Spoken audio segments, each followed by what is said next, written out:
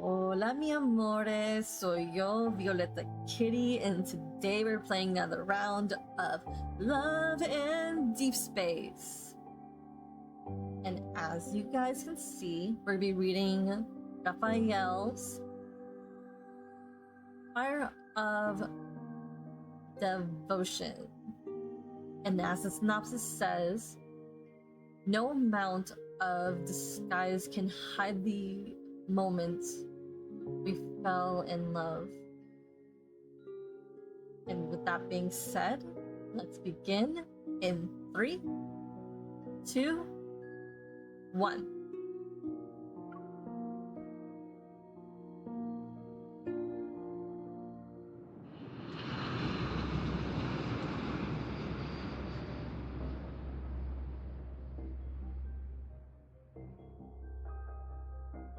The vessel exits the navigation tunnel and lands on the planet where the Empire's foundation of faith, the Sanctide Court, is located. Following the path where the court members serve as a guide, my attendant and I walk towards the tallest chapel on the planet.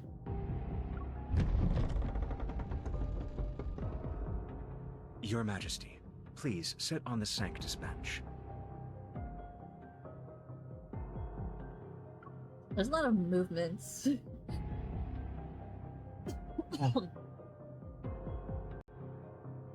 Yeah, my throat might be a little sore from because I was doing a little bit of karaoke yesterday with some friends, so I might sound a little hoarse. So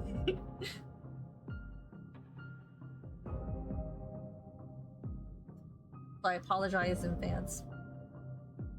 It's located on the right side of the building.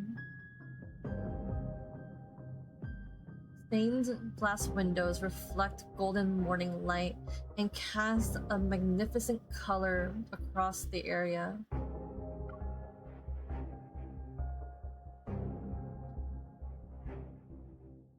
Faint murmurs drift through around the room.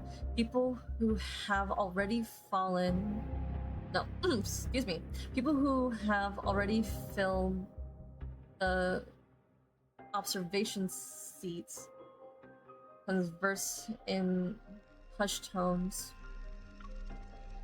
Following the gaze and conversation, I also look towards the gallows in the center of the chapel. Bound to it is the previous monarch of the Cosmic Empire, Lysander.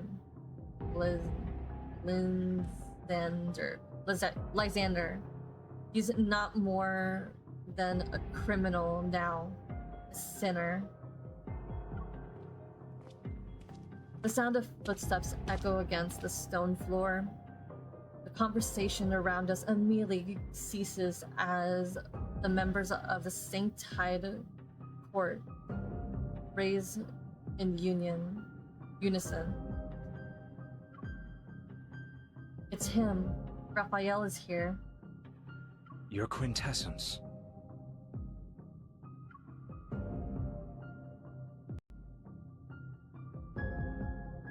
A white hooded covers half of Rafayel's face as he steps through the light and in onto the Sanctus bench.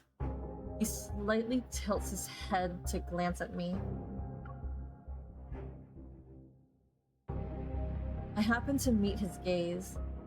His indifference doesn't carry scrutiny, yet on me, it weighs heavily like a mountain. I remain seated and make no effort to rise. He says nothing and sits next to me. This place is remote and hardly pleasant. I thought the Empress wouldn't grace us with her presence. As the Cosmic Empire's Empress, judging the guilty a former monarch is also my duty.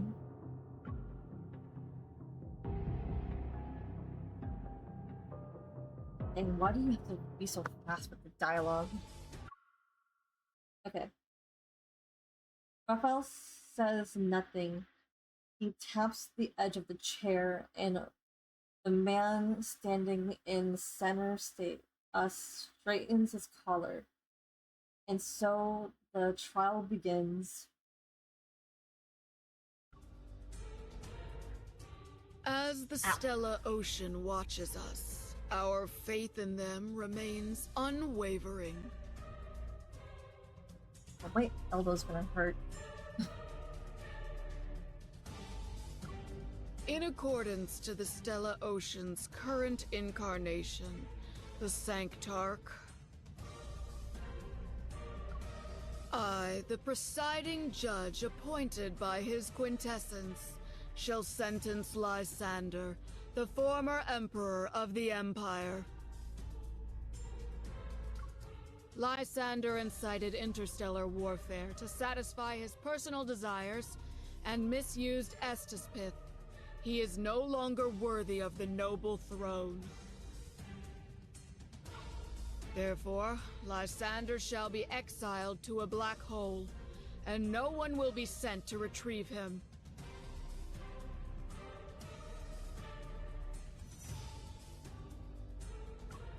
Representatives of the Empire, do you agree with this judgment?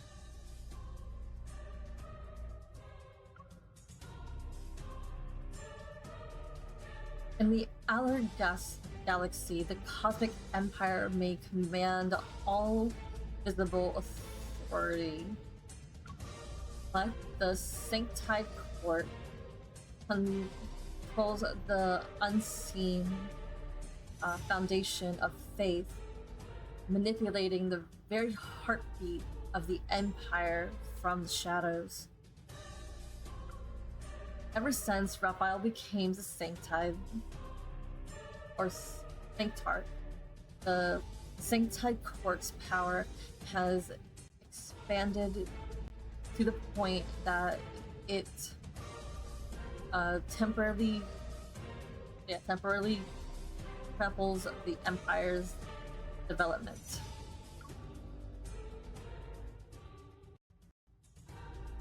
Even though my reign as Empress hasn't legitimized yet, facing the former Emperor's execution, I'm not more than a bystander.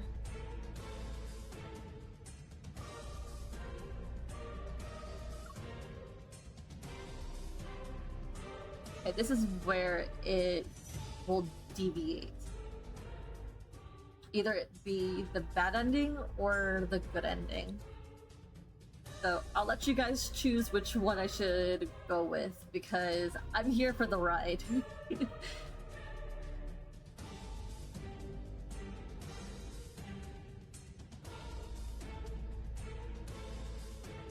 I can say the image is very crisp compared to me playing on the emulator.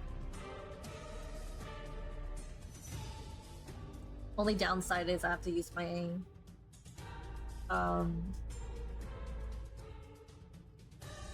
my mouse. But yet again, maybe not.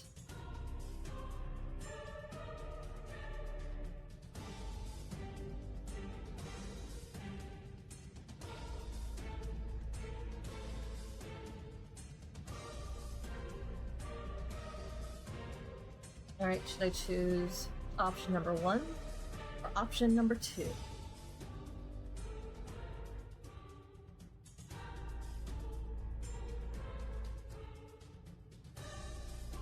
Still hot.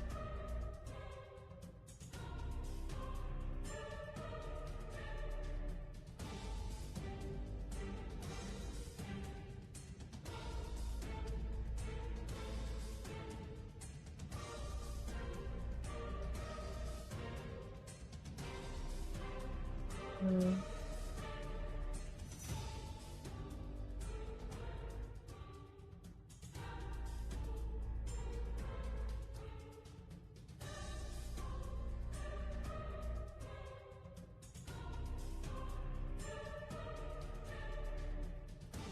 I'm thinking we'll choose A for now, for choice number 1. Because hopefully that doesn't, it will give us probably a bad ending. Because I know after this point we get either a bad ending or a good ending.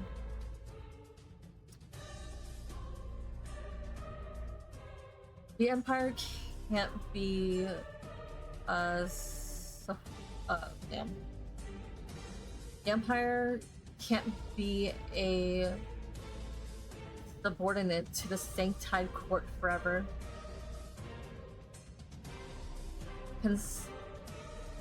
Concessions will only encourage them to push for more.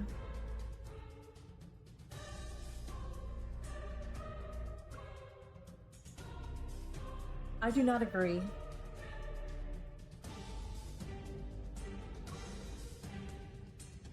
Lysander's punishment should be decided by the Empire.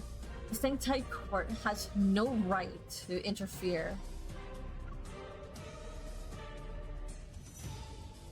All is quiet in the chapel. Raphael looks at me, his gaze not revealing the seriousness I expected. Rather, there's a hint of intrigue.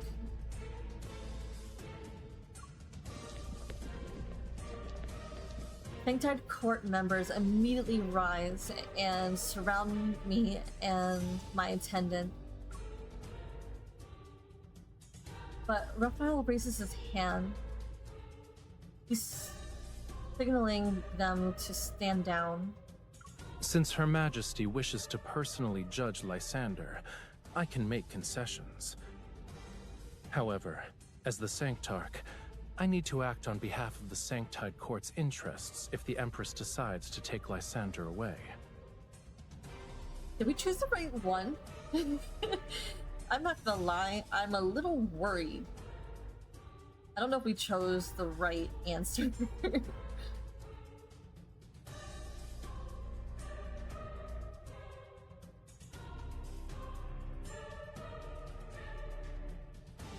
Understanding Raphael's warning, I remain resolved in making my choice.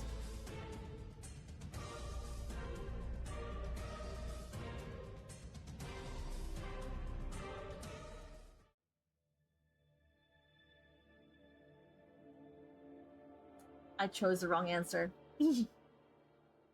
Well, dang. I still remember the sunlight on the day I left the chapel. Resisting the Sanctide Court was easier than I imagined, but making the choice wasn't difficult. The real challenge lies in the consequences. I use all my resources in the efforts to find the Sanctide Court's weakness, or rather, Raphael's weakness. I set my sights on Raphael's home planet, Maria, and where, okay. Ashtrapith is the most important resource in the Empire was located. When I attempted to control it, the Sanctide Court immediately declared war against the Empire. This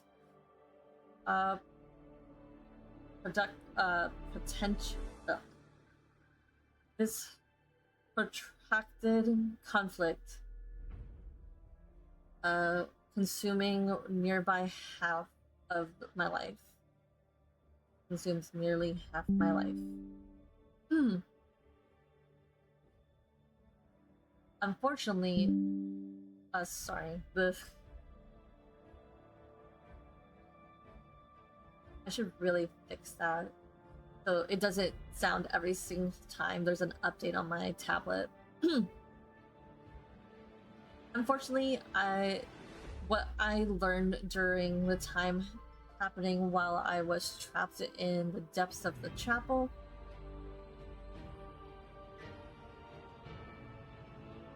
Sometimes I wonder if things would have been different, assuming the Sanctide and I stayed in contact. Maybe I would have gotten a chance to sit down and talk with him. But the wheels of history only move forward. Even though I'm someone caught up in a momentum, I will still do my best to fulfill my duties as the Empress. Excerpt from the Empress's Journal.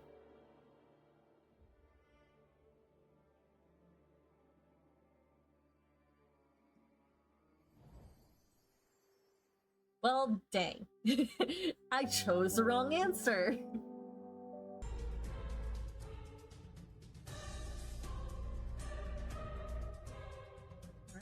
I'm going to agree. To ask me in such a pretentious manner, do I even have the option to disagree? On behalf of the Empire, I agree. For 1,000 years, the Stellar Ocean has continued to observe the most ancient traditional methods for judgment. Scrolls are presented one after another to me, and Rafayel. I pick up the quill's pen from the table. Chains clatter softly as the previous emperor raises his head. One crazed eye gleams under his dirty, matted, golden curls. I never thought I'd be judged by lunatics and liars.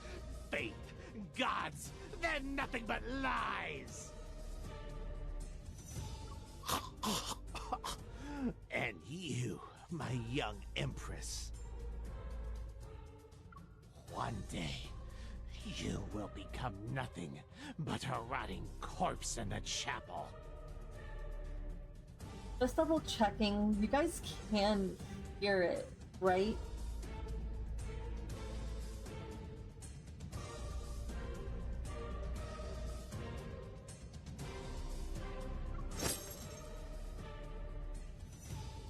His gaze grows increasingly frenzied, but those words have drained the last ounce of his strength. The iron chains binding him are his only form of support. That's your fate, not mine. No longer paying attention to his shouts, I lower my gaze and sign my name on the scroll.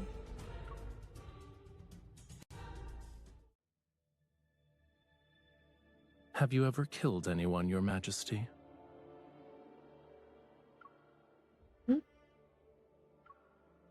It was a joke. Once blood stains your clothes, it's difficult to remove. I happen to have something I want to show you. Follow me, please. Raphael turns away. What? Raphael turns away. I'm right behind him as we leave.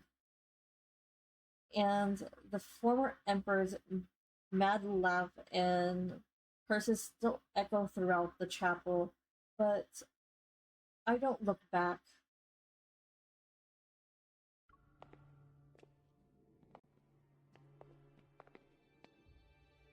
Raphael leads me to the garden at the end of the corridor.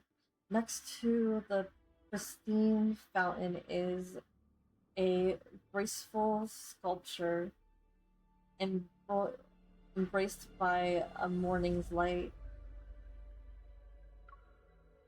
The Empress's coronation ceremony requires a new statue. I believe an occasion this special shouldn't be left to others. He lowers his head. With one hand, he lifts my chin to make me look at him. Many have told me that amongst all the royal heirs, you are the most special, but their words have yet to ring true.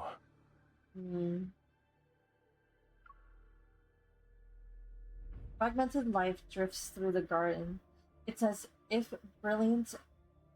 It's as brilliant as the palace was when I first met Raphael. On that day, Raphael became the Sanctard. As a royal heir, I stood in the grand hall and looked at the young, handsome Sanctard. He stood under the dome painting that's depicted the stellar ocean.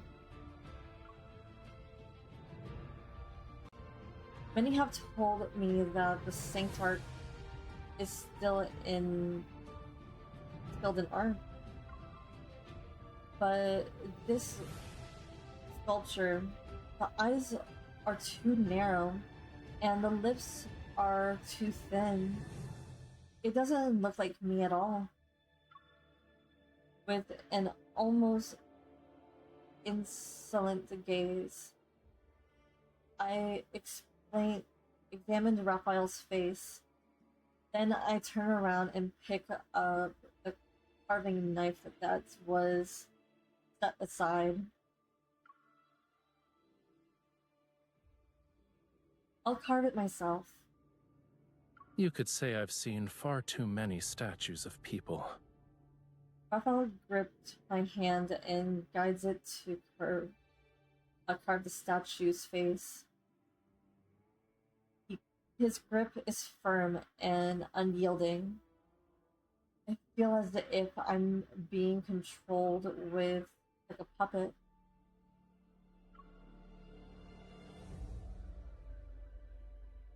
When I glance to the side, I notice the indifference in Raphael's gaze. I'm at the distance where I can hear him breathe. They were just monarchs, but they believed that once they were enshrined, they would be immortal like gods. I delivered statue after statue.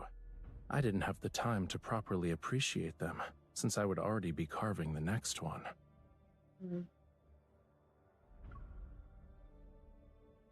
Raphael gently brushes away the dust from the statue's face with his fingertip. How long do you think yours will be displayed in the Great Hall?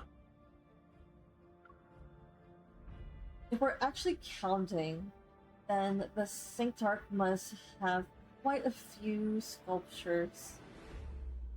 The faithful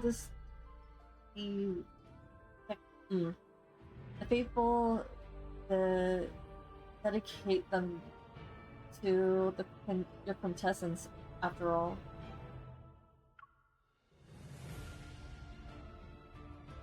But when people kneel before your statue, are they praying or readily themselves to be punished for their sins?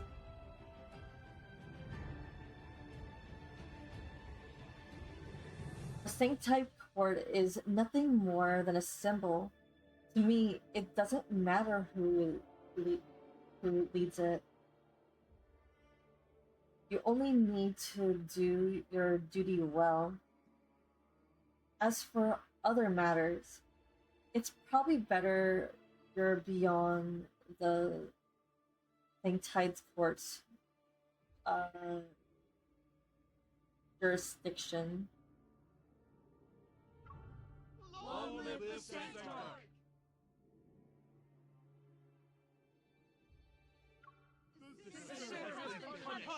Long live the Centaur!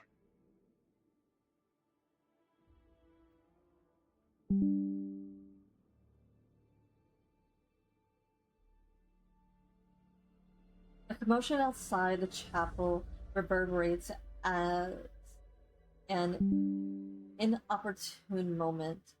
My words now seem hollow and empty.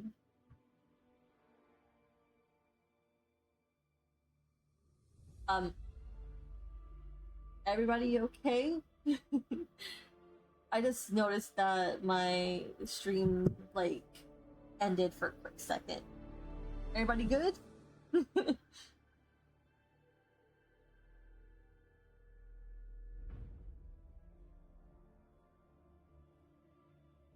All good? I don't know if my thing crashed.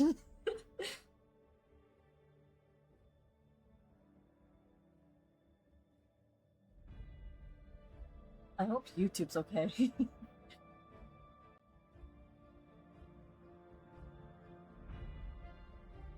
Oof, I'm gonna have to edit this again. I apologize for all the editing in advance.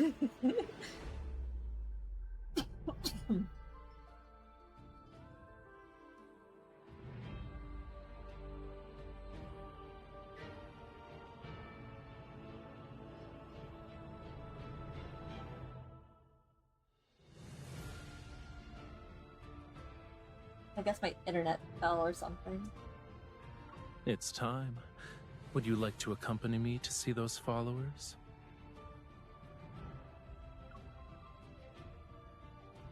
Irritated, I pull my hand from Raphael's grasp.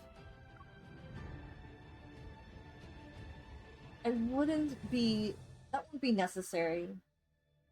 You've done so much today. Your quintessence. It's time for you to rest.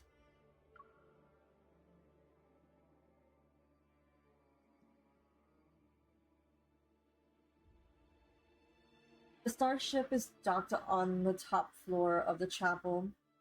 As I prepare to leave, I look down at the bustling crowd. That flashes of color belongs to Raphael is like a sharp that a shark that fell into the wasteland. As soon as he steps out, a crowd bathed in dimness surround him. Only a gust of only a gust is needed to ignite the flames of conflict.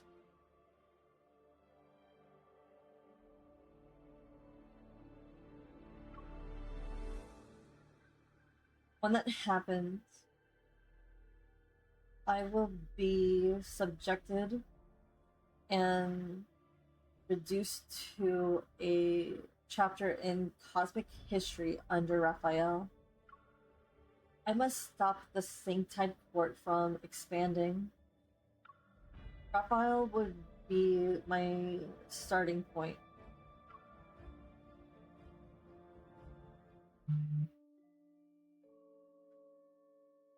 They say the Sanctarch has 10 different souls. No one can truly kill his quintessence. Those who anger the Sanctarch shall be punished by the Stellar Ocean before dying under mysterious circumstances.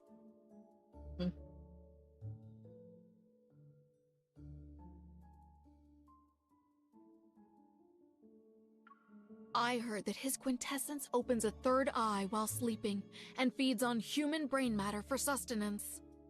This is a little exaggerated. Enough!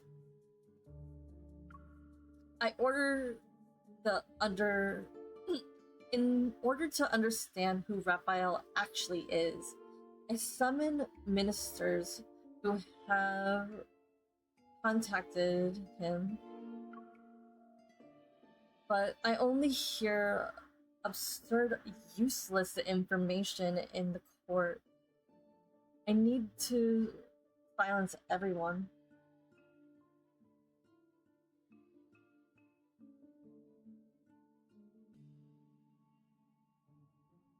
They say this.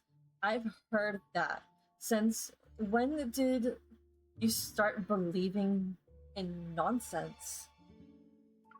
Your Majesty, I think we should focus on Muria. It's a planet controlled by the Sanctite Court.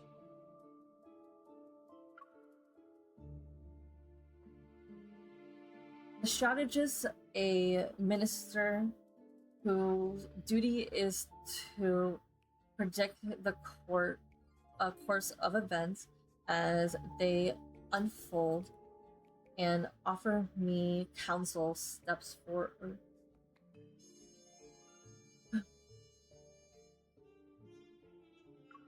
In the past, the former Emperor promised that he'd hand over Muria to the Sanctarch. It was an attempt to appease the Sanctite Court because of their relentless pressure on the Empire. Muria is the Sanctarch's home planet. His quintessence lived there as a child. Moreover, Muria possesses an energy source that's extremely important to the Empire, Astaspith. Fancy. Ever since the Sanctite Court took control of Muria, they have restricted the Empire's Astaspith extraction and mining operations.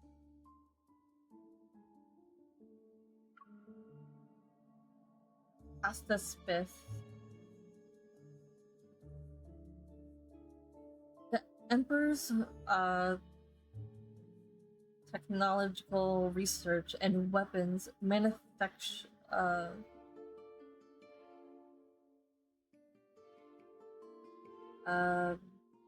weapons manufacturing use asbestos. But only Maria's oceans can produce it.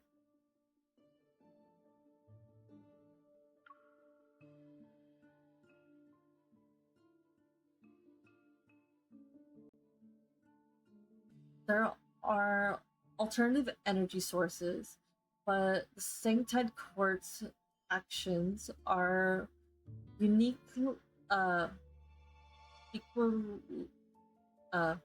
equivalent to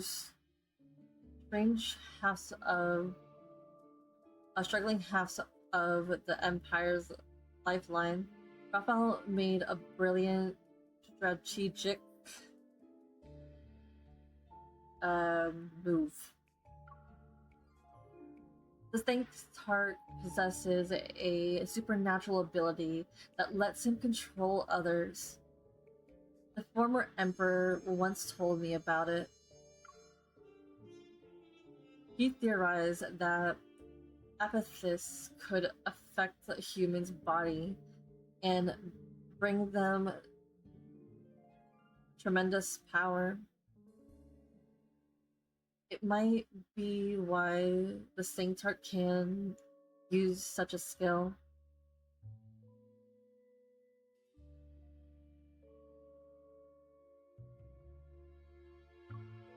Is Raphael is Raphael's obstructing the Empire's mining operations? The Smiths is extremely important to him. Maybe it's just as Lear suspected.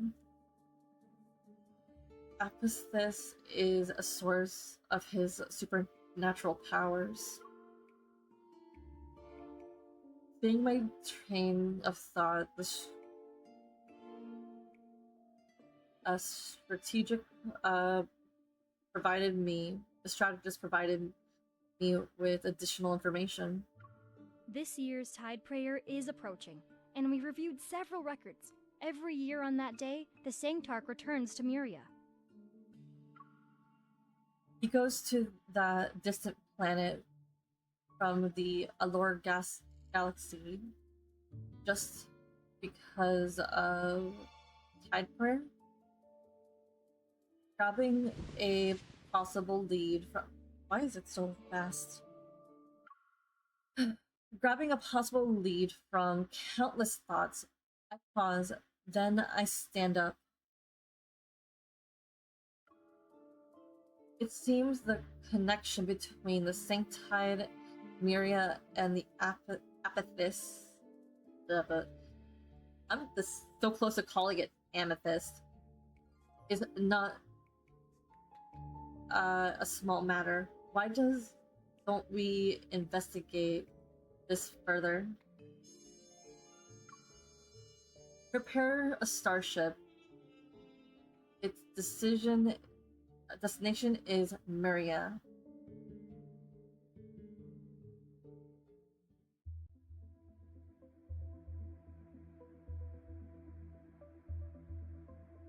The gray-blue glass acts like a eyelid of a deep sea. It slowly peels away the veneer. The planet silently emerges from the stellar ocean. Its name is Myria. The starship slowly descends and passes through... Why are we so fast? The starship slowly descends and passes through the fog belt at low altitudes. Boundless seawater fills my vision.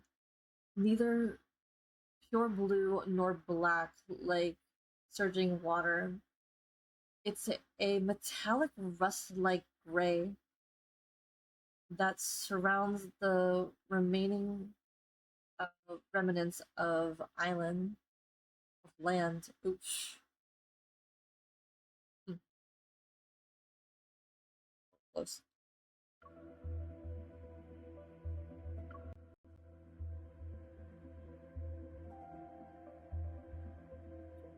They're reusing backgrounds. As the starship descends through the sea mist, the outline of a small town emerges. Today is Tide Prayer. People dressed in light-colored robes are gathered in a small square. The Sanctarch leads their quiet prayers. I adjust my mask on my face, wrap my cloak more tightly around me, and follow the crowd to the center of the square.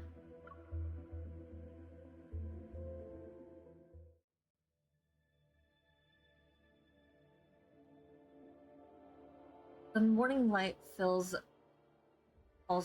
lovely upon Rafayel like golden gauze draped over an exquisite divine statue. A large hood covers his face as he bestows blessings upon the people who are here in the morning's prayers. The radiance shall accompany Muria and all who look up to it forevermore.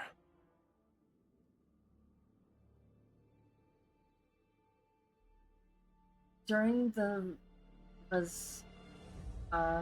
recitation, I'm only a few people away from Rafayel. Rafayel raises his head. He senses... Why are we so fast?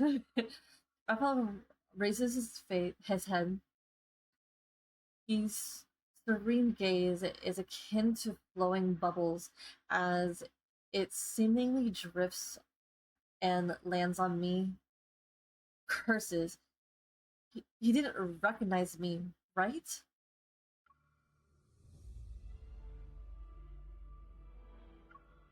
I quickly lower my head, but all I see is the crowd slowly parting. A hand is extended before me. One must first acknowledge their sins to find deliverance. Tell me, my lady, what is your sin? Loving you too much, Rafi. I'm here to seek the Stella Ocean's protection. It is their duty. Rafayel takes my hand and leads me to where he The had... Stella Why are we Ocean's so radiance fast? shine. Rafayel takes my hand and leads me to where he had been standing before. I'm underneath the morning light. The Stella Ocean's radiance shines upon all creatures. No matter who you are, you shall be watched by them.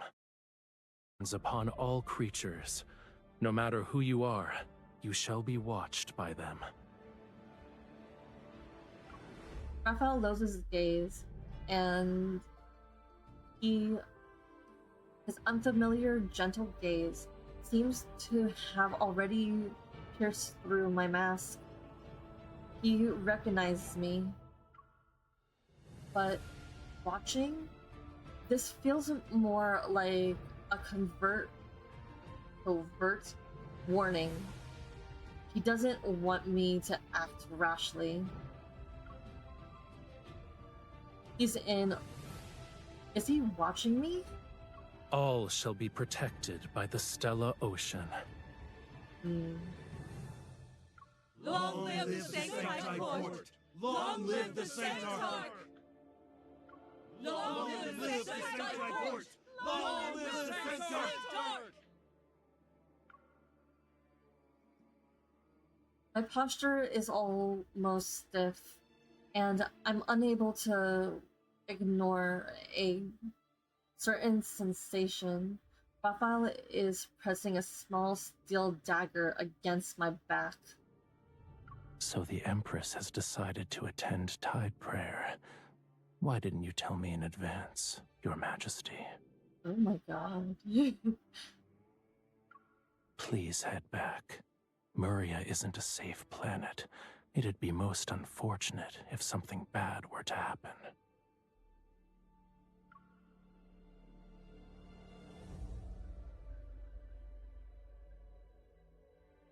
The chanting lingers in the air. The prayers end, and people surge forward. The pressure behind me eases. The crowd instantly engulfs me as my attention returns to my side. We've been discovered. Keep following him, but be more careful. Your Majesty, the mining area was sealed off this morning. All the miners have been ordered by the Sanctite Court to withdraw. Last year's mining records show that the area was only sealed off during Tide Prayer, too.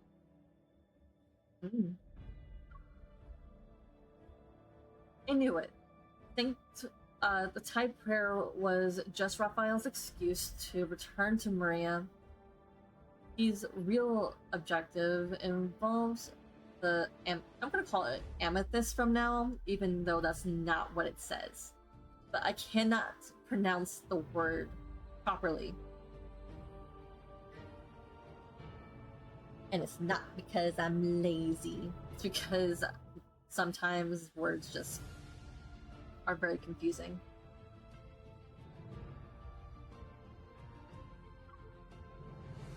We'll stick to our original plan and go underwater.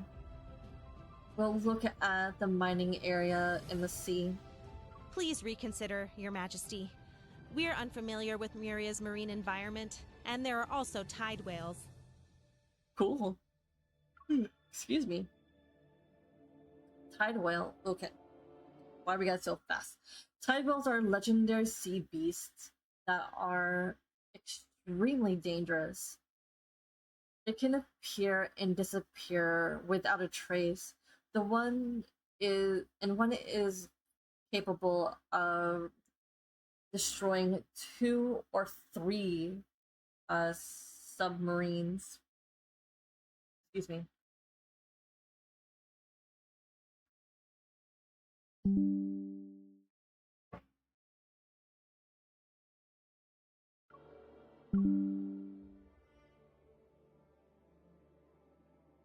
The existence of tidal whales has never been confirmed.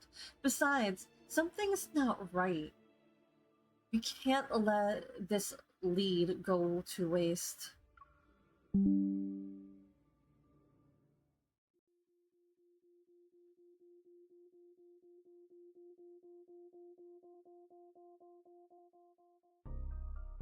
Oh no.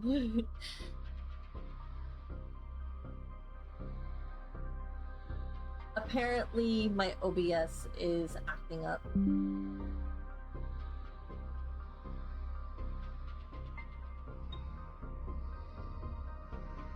I didn't realize until just now.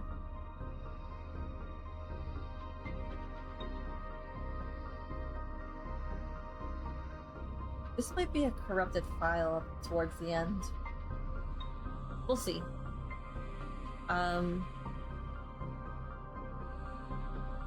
The sun sets faint, the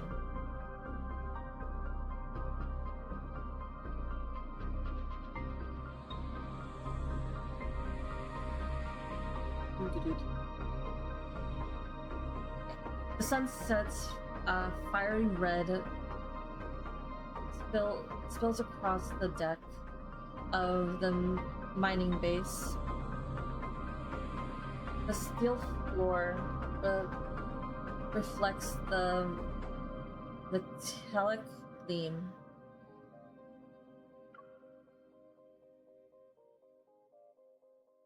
My attendant and I silently neutralize the station. There. Excuse me. My attendant and I silently neutralize the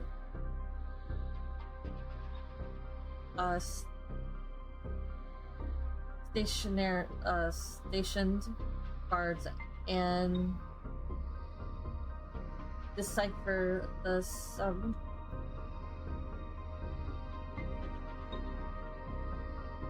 excuse me.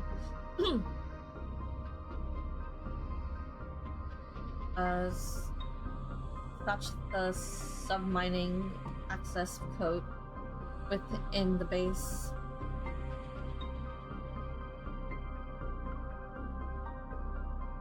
The submarine's light pierces through the dark ocean. I sit in the control room as we reach the mining area at the depth of 3,000 meters.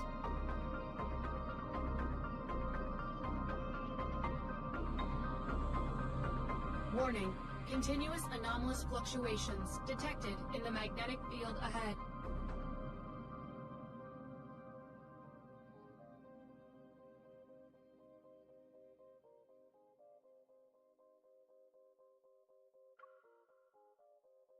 Navigation, the area. Navigate the area. Following the direction of the anomaly, the submarine descends. Slowly, the seawater is illuminated by fluorescent blue light.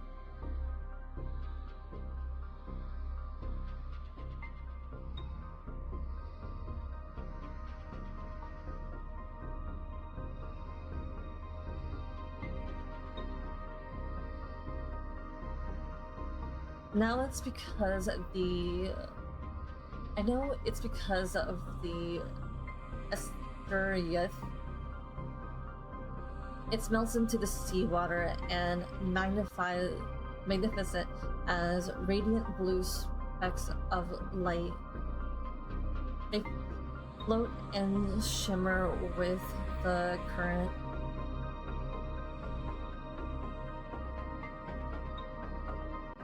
I've only seen extended extracted as Erasmus before. I never expected it to be this bright. It can almost illuminate an entire ocean. I call it amethyst at this point. Amethyst surrounds the submarine, and it becomes increasingly brighter as I make out a clear blue, dark blue path of light.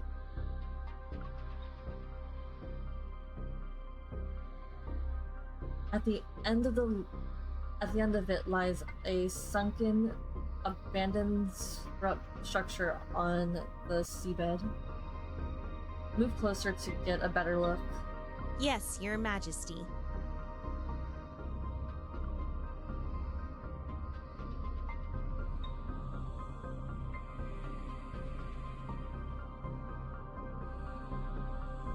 The submarine searches through the structure. After we pass several ornate carved stone pillars, our field of vision expands. This appears to be a garden. Throughout history, Myria has experienced many interesting instances of submersions. This place must have been a city at one point. The submarine system indicates another light source has been detected. Masses of amethyst appear. They swell around a colorful cluster of coral. I slowly approach. The murky seawater becomes clear and reveals a sight I can hardly believe. Is that a person? The fluorescent blue ring of light softly illuminates his face, and even though I'm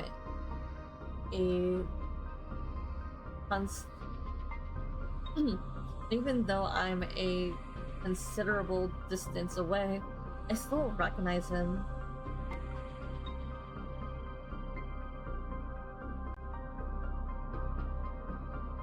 Without his mask and robe, Rafayel is no longer resembling his lofty sanctarch. He's resting quietly in the coral as if he's in a peaceful slumber. Rafayel? Why is he here?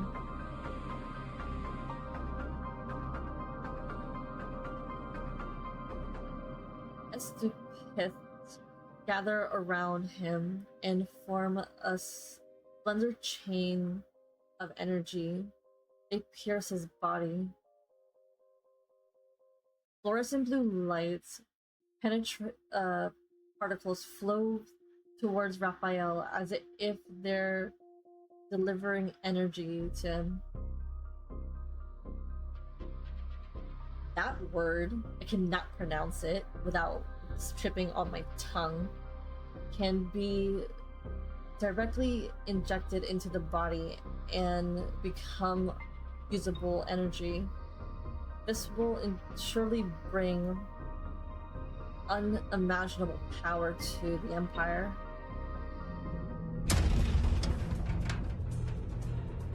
Before my gaze moves away from the sight,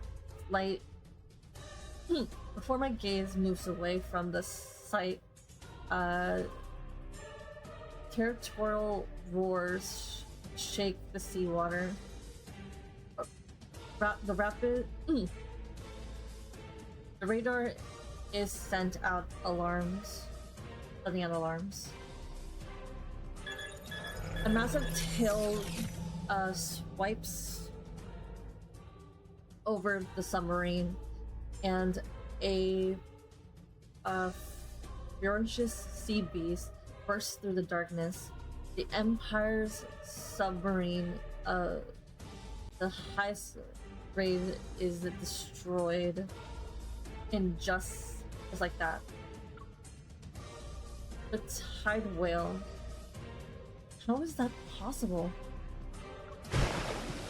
In the violent impact, I fall onto the ocean, although technically allowing me to breathe underwater. I feel pain.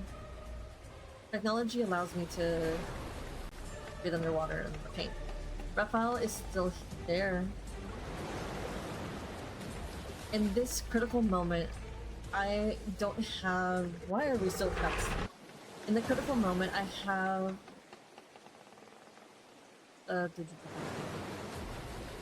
don't have time to think about how he might be someone I'm supposed to kill. My instinct tells me to save him.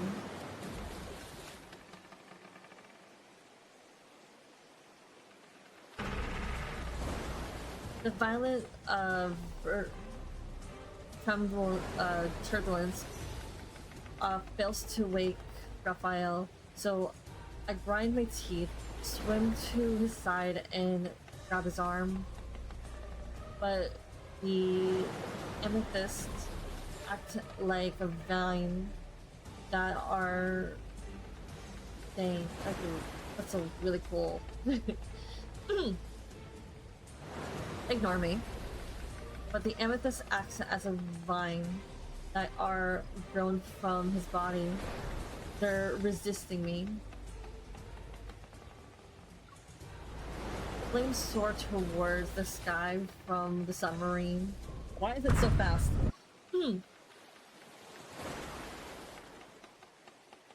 Submarine location. I'm running out of time. Desperate, I pull him back. When the submarine explodes, I tear Rafayel out of the coral formation, and the thunderous sound causes the seawater to churn.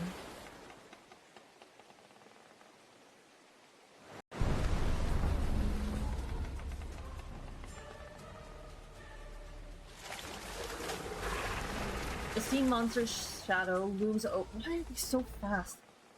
The sea monster's shadow looms over me, but I can't give in to fear. I use all my strength to swim upward.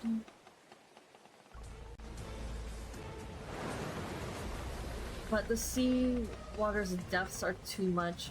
After swimming for who knows how long, I slowly become exhausted.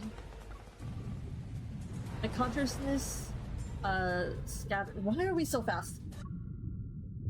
My consciousness scatters. My body sinks until a hand grabs hold of me. Rafayel?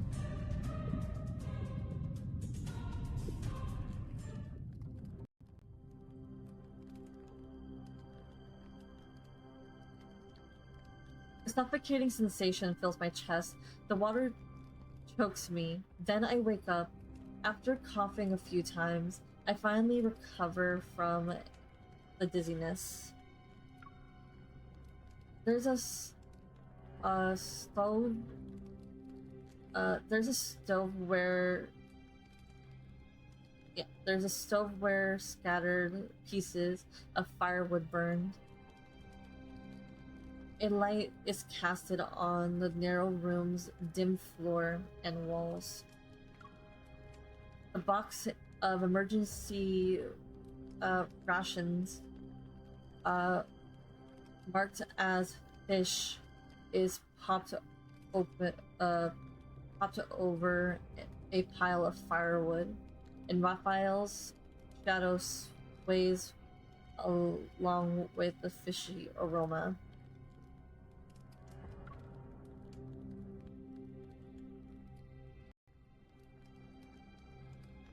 Rafayel? I don't mistake him for someone else in the ocean, but where are we?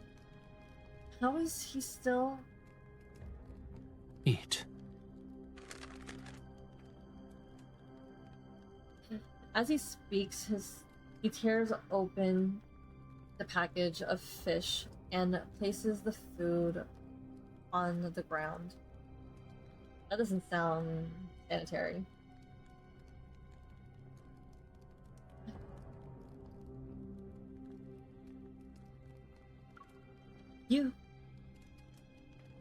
Are you Ember?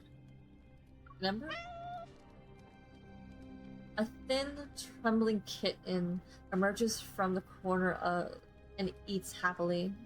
This is for cats. Are you a cat? No.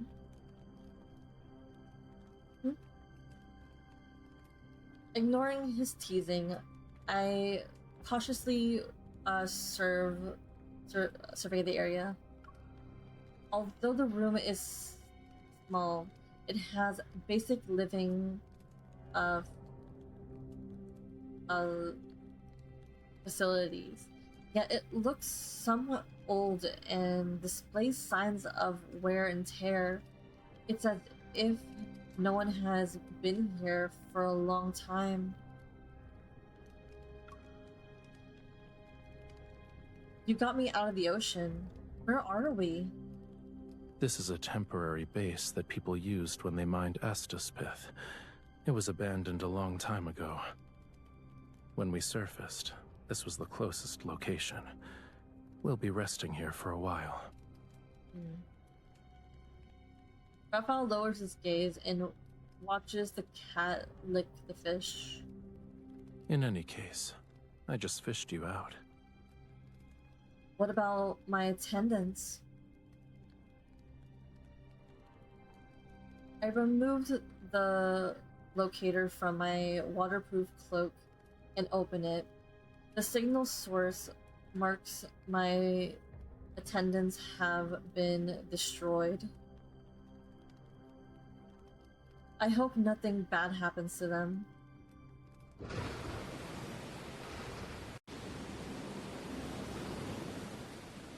Because I'm worried about my attendants' safety, I want to leave as quickly as possible. I don't think too deeply and pull open the heavy iron door. In the endless darkness, I see rainwater and wind hits me.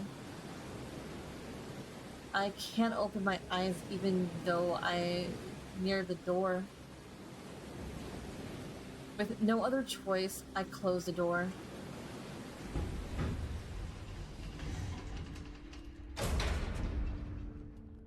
You're the one who got disconnected.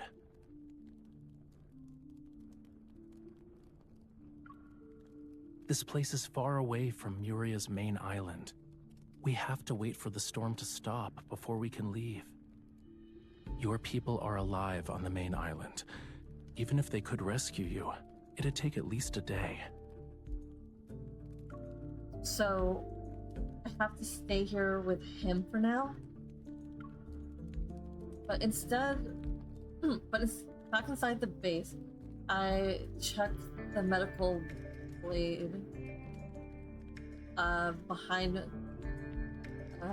mechanical blade behind my wrist as a precaution. If I wanted to kill you, you'd already be dead. My. Being cautious never hurts. Ever since people started addressing me as Your Majesty, I've always had a weapon on hand. I also heard the Sanctart experiences similar troubles. Heard? I thought you did a thorough investigation. Even though Rafayel exposed my purpose, I don't panic. He has countless people who can serve as informants, and this is his home planet. Finding out what we're doing would be a simple matter. You're bolder than I imagined. I warned you, and yet you still chose to follow me here. How else can a person uncover the most valuable of secrets if they don't enter into the danger? It turns out the reverted reverend. No, that's not what said. It turns out the reverted Sanctarch has an absorbed that word to sustain himself.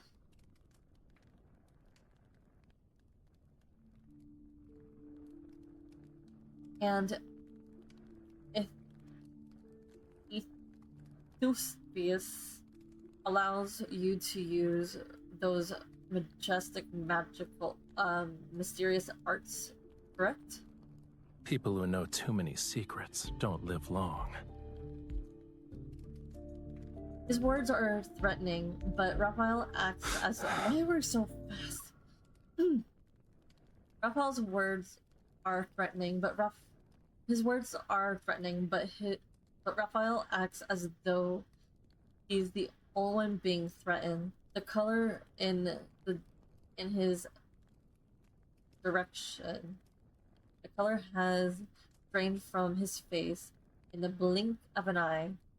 Realizing he's unwell, I cautiously sit up and move closer to observe his condition.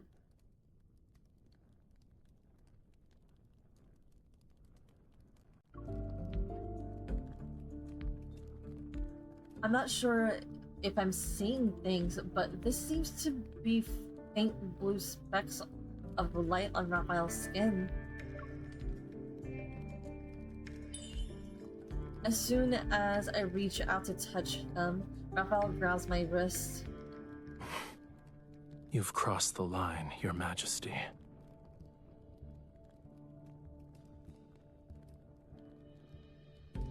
He stares at me, and a streak of fluorescent blue light flashes in its eyes.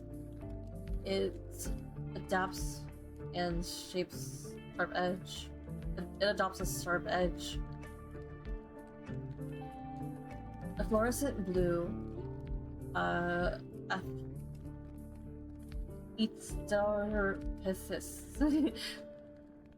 has the exact same color.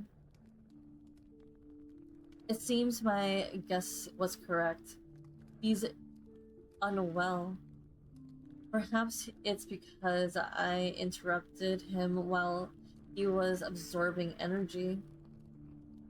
Puzzled by why I suddenly wanted to touch Raphael, I retreat and pull my hand back. Don't misunderstand. I thought that if something were to happen to you here, the conflict between the Empire and the Sanctide Court would only escalate. Assuming this conflict exists, why did you save me?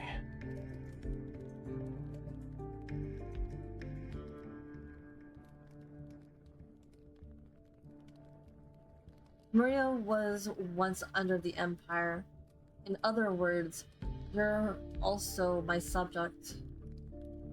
Can a ruler stand by and watch their subjects die? You're so kind. Why are we going so fast? Raphael turns away, his breathing heavy. Hot air leaves his nose. I stand, walk to the table, and use a firelight to find the drinking water tank in the corner.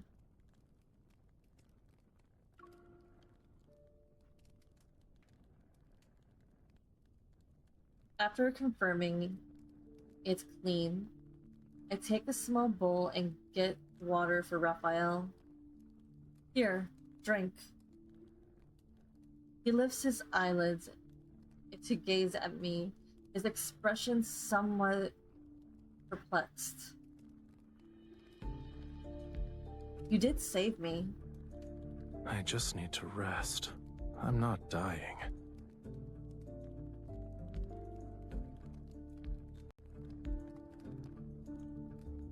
Despite saying that, Raphael takes the bowl, he drinks the water, and I start to walk around the room. In one corner of the room, rust-covered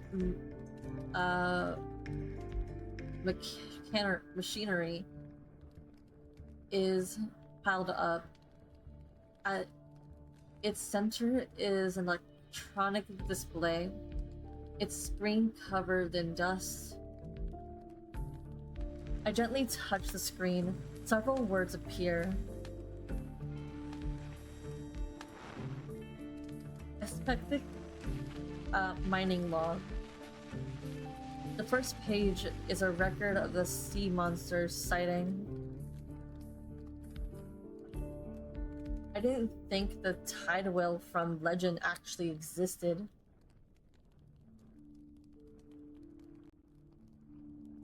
Many entities in those myths might be real. At some point, Raphael moves behind me. When I turn, I almost bump into his nose. His pupils and skin have turned to normal, and the fluorescent blue marks have disappeared.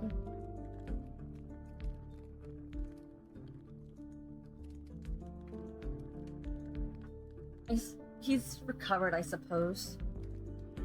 According to those legends, the Sanctarch eats raw meat, drinks blood, and sleeps with his eyes open. But judging by what I've seen today, that's not exactly accurate. Besides, the important thing that do matter doesn't appear in myths. We're close enough that I can hear him breathing, or his breath, and breathe. Raphael's gaze is no longer sharp. In fact, there's a nonchalant laziness to it.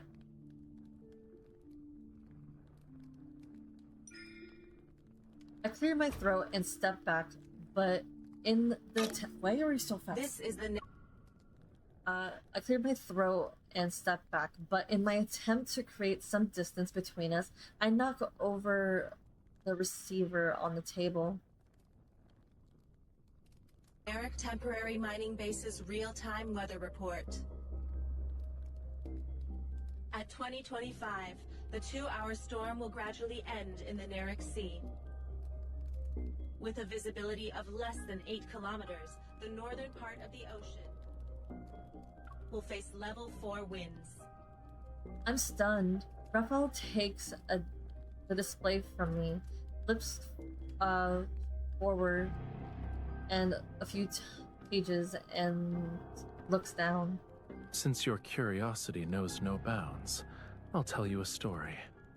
Raphael tosses me the display and I catch it. The screen is still lit. It has only one line of text. The sea no longer looks like our home. Where else can I go? Once upon a time, there was a thriving seaside city in Muria. It had an abundance of natural resources. In the vast cosmos, the planet remained undiscovered for a long time. The people lived peacefully. Years later, Muria was discovered. That was when the slaughter began. Before the technology for extracting Astaspith was fully developed, the few survivors were used as mining tools.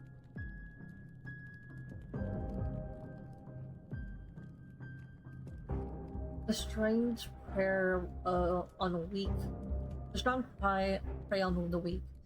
I would hope both of us understand that.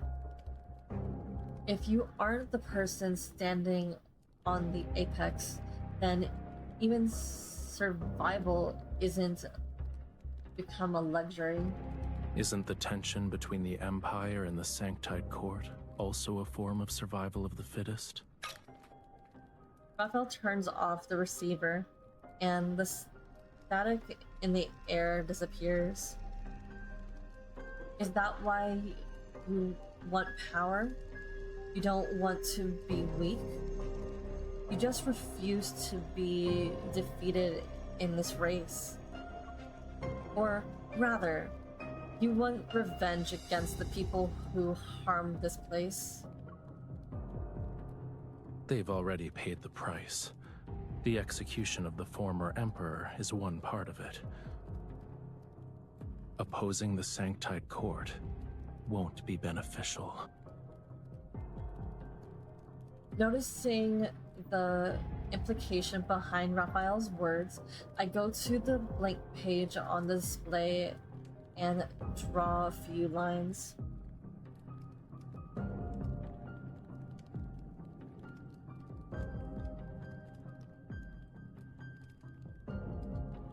Okay. The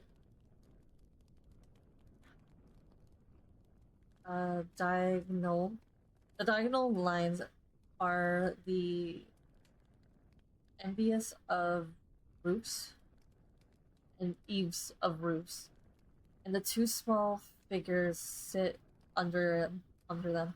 The wavy lines represent the burning firewood. Everything matches our current surroundings.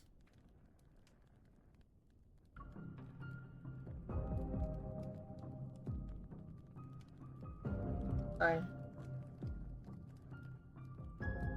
I'm playing with this in the tab. I'm playing with my tablet, so kind of hard to keep up. Okay.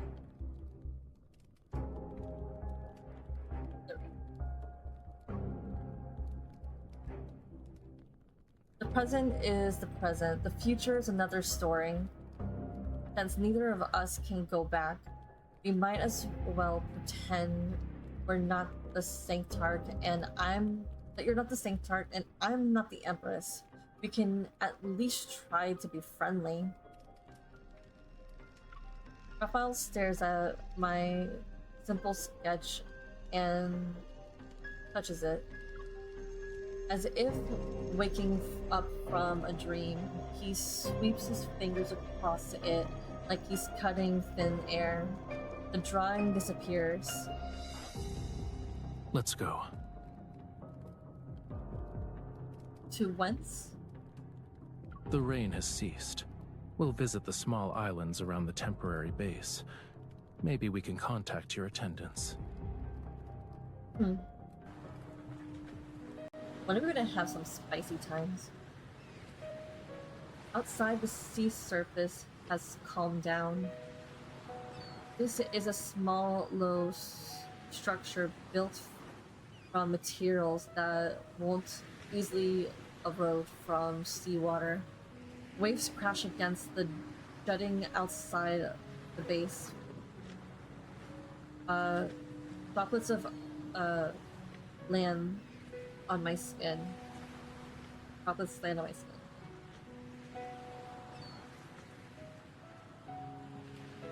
I follow Raphael and board a speedboat at the end of the jet.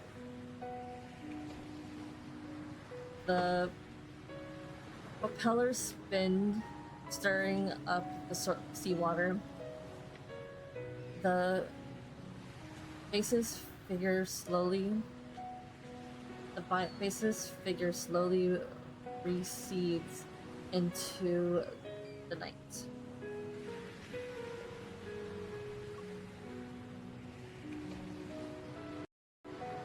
After traveling for some time, a narrow strip of land emerges from the mist. The town's lights twinkle, and the sea breeze carries distant, melodious, cheerful songs.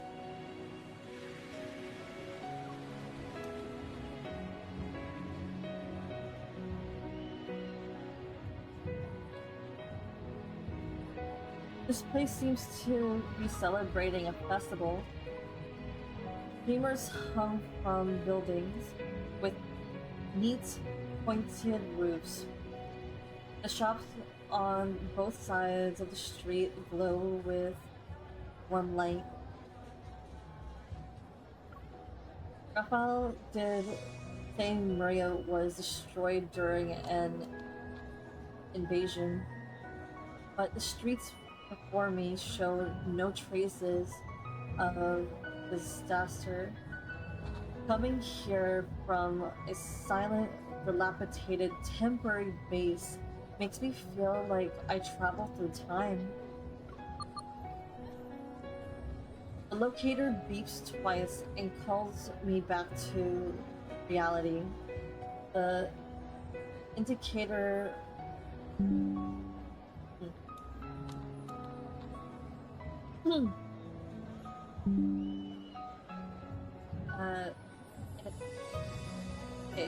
it indicates the connection has been restored, and it sends my coordinates to my attendants. Every year on the night of the Tide Prayer, they host a celebration. The fragrant aroma wafts over. Raphael hands me a paper bowl filled with grilled fish. Take it. This is the grilled fish I owe you. Thank you. Despite expressing my gratitude, I hesitate for a moment. Once you're done eating, you should go.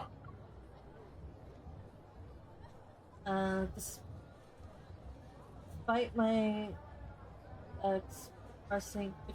expressing my gratitude, I hesitate for a moment. I don't know if I should accept it. Raphael sees this and puts it directly in my hand.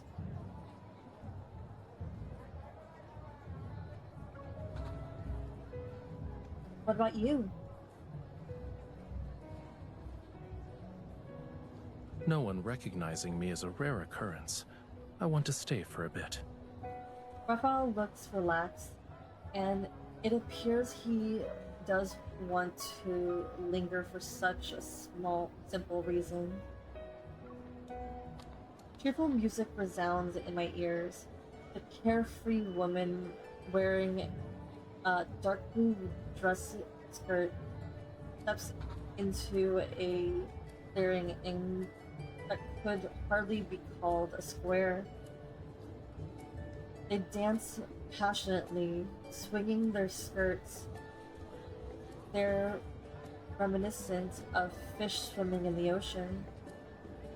I pick up the fish.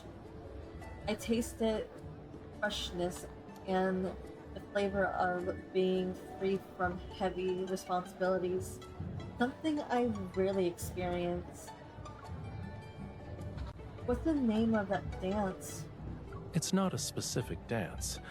When the music plays, they move based on how they feel. Do you want to try? Addressing the Empress by her first name, I pause. It's been many years since anyone addressed me as such. It's been so long that I had forgotten that being the Empress is simply a role. There's no such thing as empresses or sanctarchs here. I believe we're just two ordinary people.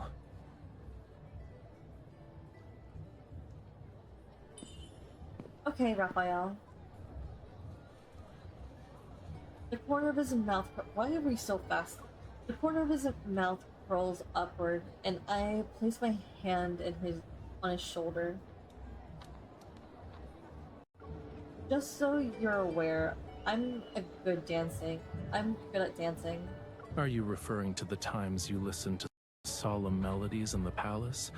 You only wore the appropriate poses and expressions. That can't be called dancing. Raphael supports my waist. Why are we so fast?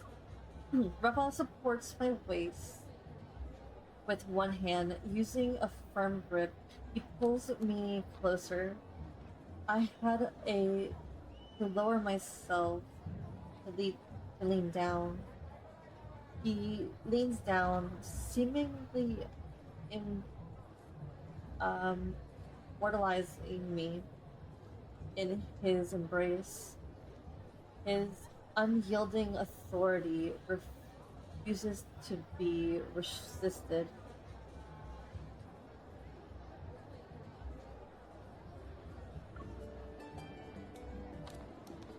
You can let me lead. Raphael, allow me to tell you the secret. I'm not that obedient, docile person you think I am. Outside the palace, I have other sides you've never seen before. So, I push Raphael away and immediately step forward. Without giving Raphael a chance to react, I take his hand, pulling him towards me. I become the one who leads the dance. Our hands move across each other's bodies in accordance to the rhythm. We must look intimate at this moment. I take back what I said about not seeing how you're special.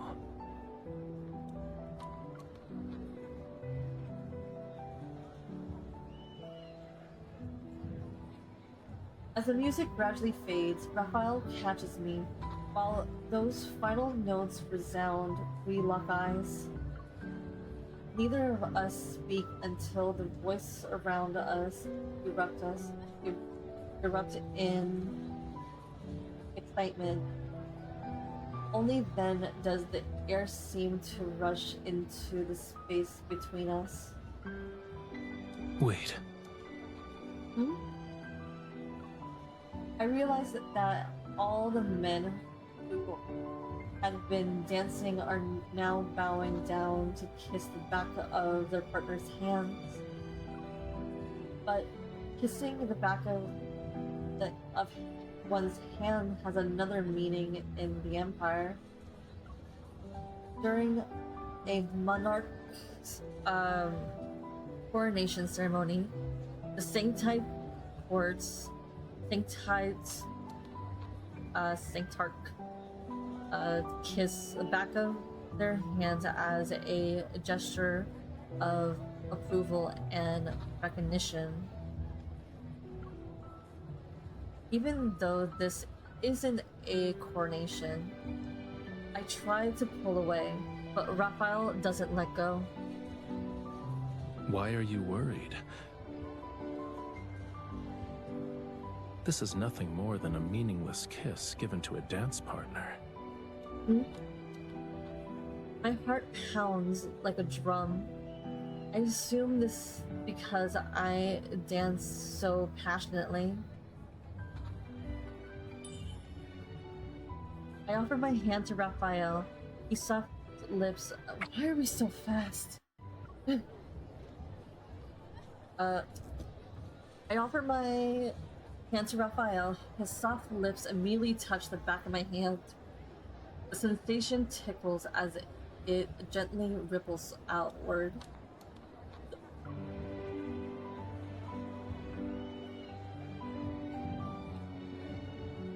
For some reason, I thought, why are we so fast again? For some reason, I thought up here in my mind, if there's anything that could commemorate this few seconds, it'd be this kiss. The locator in my cloak vibrates. My attendants are sending me a signal.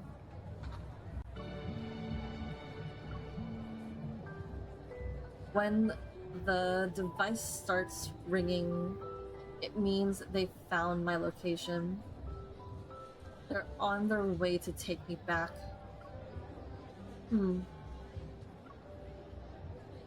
My freedom has already my freedom has already come and gone. I feel a hint of regret. Do you want to stay here? No. A thought involuntarily rises in my mind. In the time I have left, what else can I do with Raphael? My gaze falls on Raphael, and I realize I shouldn't dwell on it. What I must do is wait for the moment when we part ways. Oop, I did not mean to take a photo.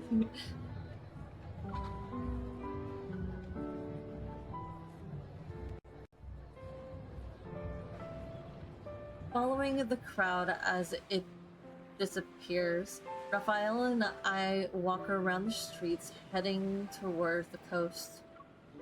The sea wind hurts, and the chapel stands alone in the edge of the cliff. Shall we wait there?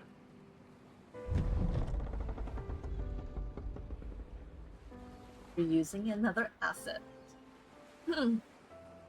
We push open the chapel's heavy doors and sit on the posts. The dim light before the statue envelops us.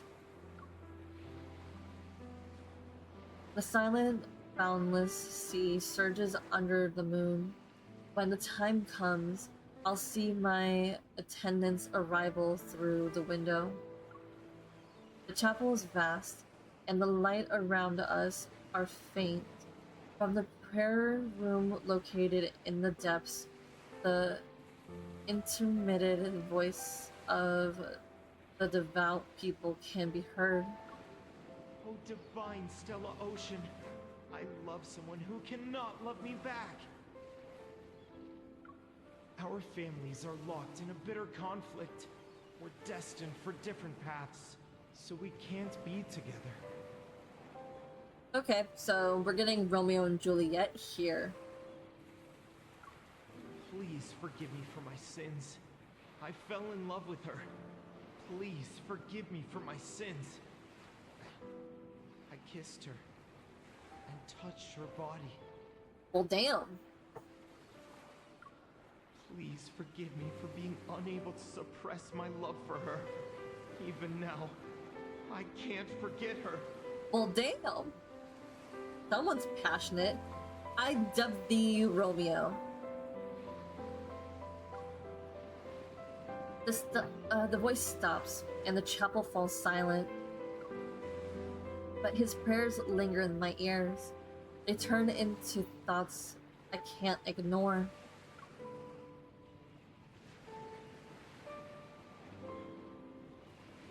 How would the Sanctide Court deal with such a sin? To love or not to love, neither is under the gods' dominion. My brain just broke. So being destined for different paths is utter nonsense. I look up. A blinding flash of light streaks across the sky and illuminates the chapel. It's going to rain soon. In that brief resistance, I look at Raphael. Radiance. He thinks falling in love with someone... Okay, let me read that again. He thinks falling in love with someone he shouldn't love is a sin, but maybe this was inevitable for him.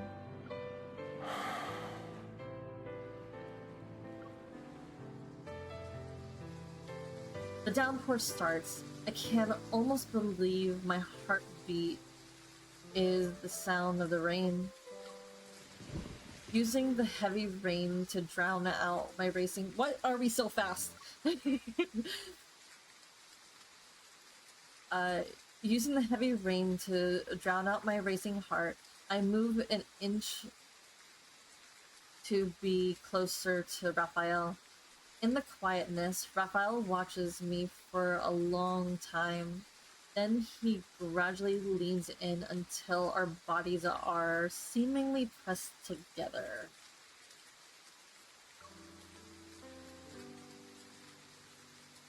What are we gonna do? I see my reflection in Raphael's eyes right before our lips touch.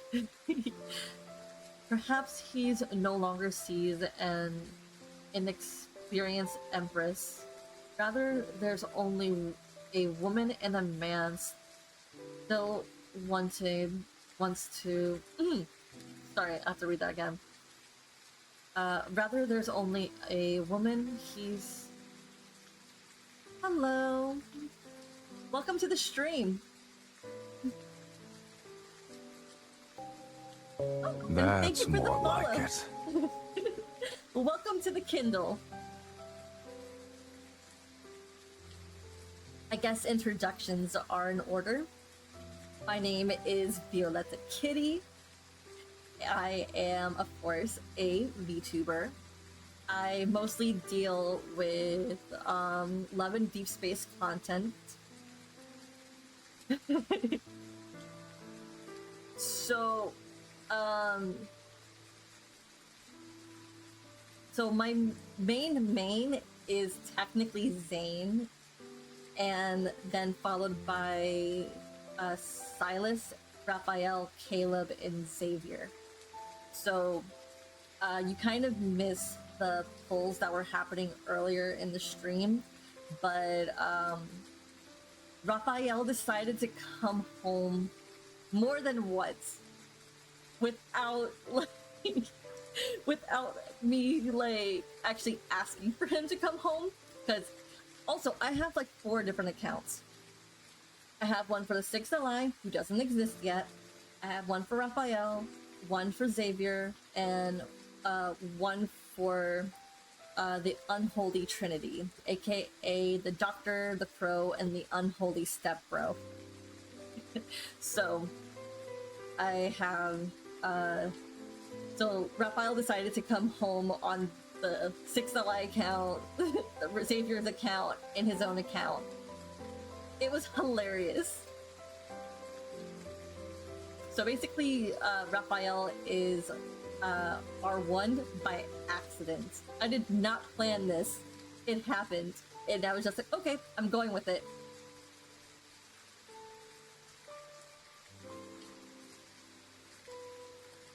But how do you want me to call you? Is Heaney a good way to call you?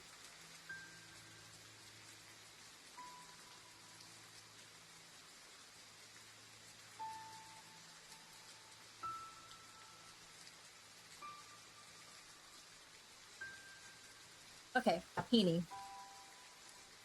Well, Heaney, welcome to our little Kindle here. Oops. We're playing on my tablet. Okay, let me read this sentence again, or paragraph. Perhaps he no longer sees me as an inexperienced empress.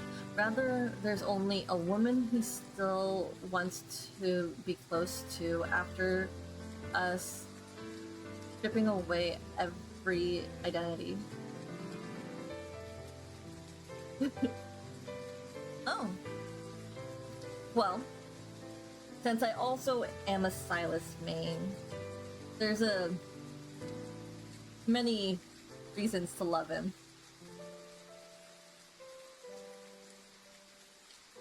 But it's kind of sad that there are so many misconceptions for him. He doesn't deserve that.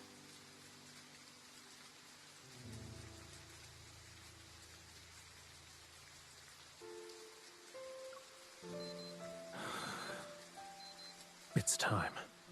You should leave. The locator continuously emits a sound as if it's reached the end of the countdown.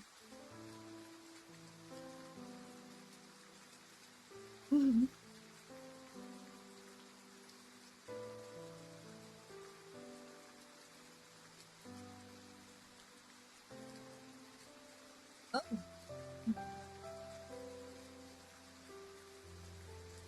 Well, if you want a brief history of how I got into the game, actually my anniversary is going to be on the 31st of January.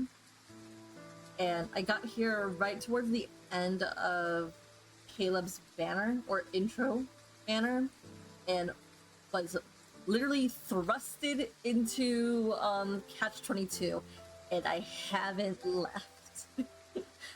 I wasn't supposed to download the game.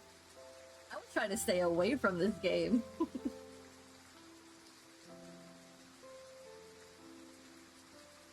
Yep, basically. I entered right after the first anniversary. And I was trying to avoid this game like the plague. I was like, nope, not for me. I am not going to get sucked into this game.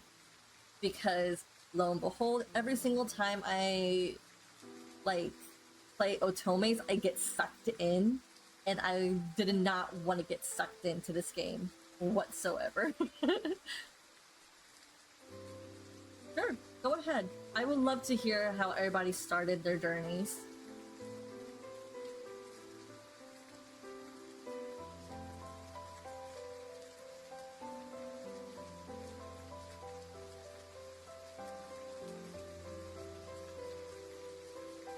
The locator continuously emits sounds as if it's reaching the end of the countdown.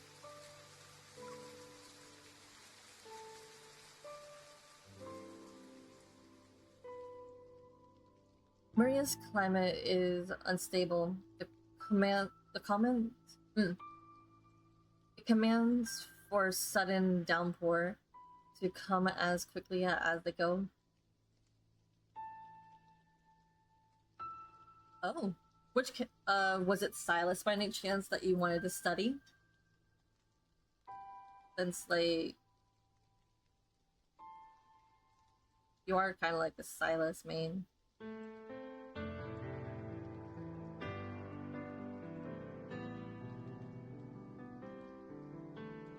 Yeah, I basically can't. Those are really good character and cosplay studies, to be honest. Because they're, in terms of characteristics, their aesthetic is actually quite pleasing to the eye. Not gonna lie. When I first saw Silas, I was like, this guy's very handsome and quite different from everybody else in the game.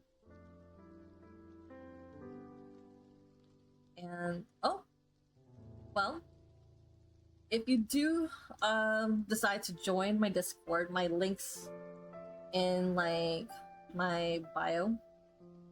I do have a, I guess, folder. We're gonna call it a folder or a tab. You can share your cosplay if you want to share it.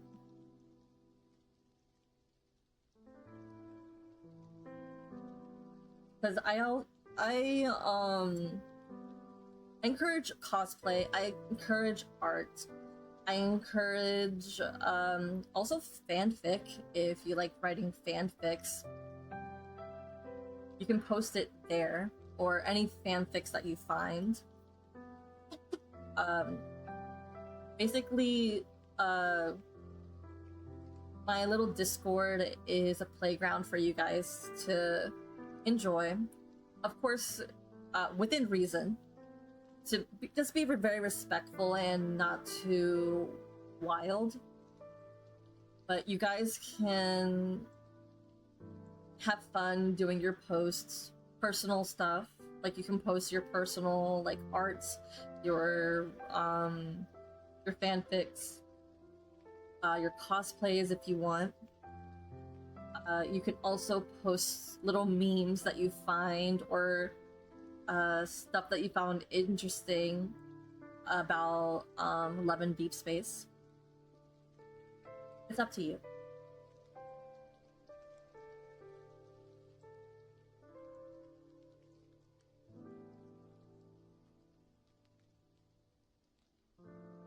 Okay, Maria's climate is unstable.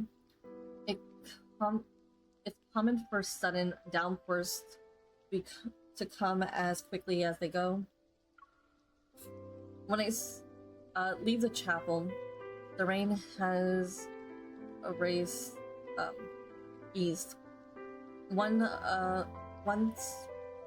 Excuse me. Why am I messing up my words? When I leave the chapel, the rain has eased. On the holographic map, the spacecraft that's here to pick me up is descending nearby. Brushing away my windswept hair, I look at Raphael as harsh light blazes behind me. I watch him move closer to the shore, one step at a time. Worry clenches my heart. Raphael, the sea has waves. Waves at least 1,000 feet high crash against the land before him. He watches me from a distance.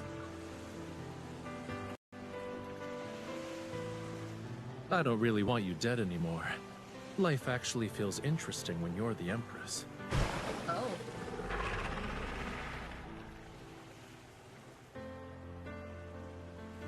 The tide whale leaps out of the water.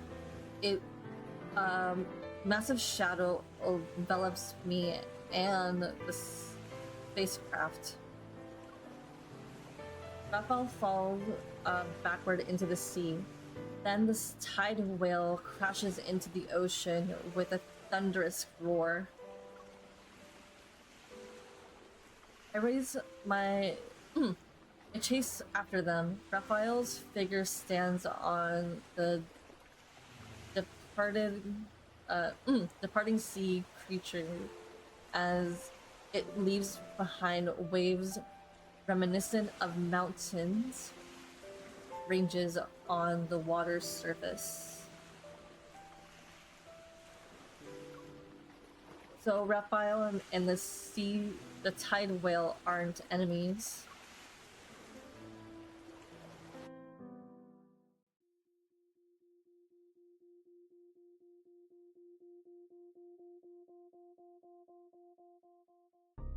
That night in Maria's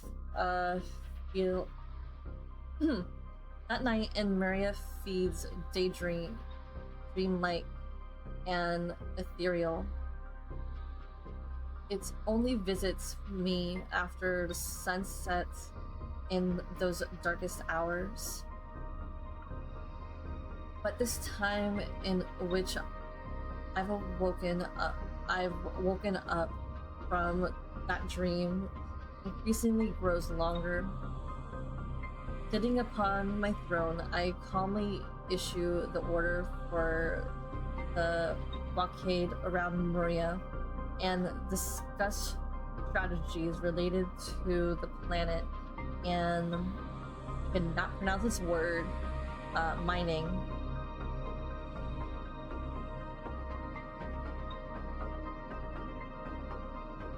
As expected, Raphael would never allow the Empire to manipulate him like this.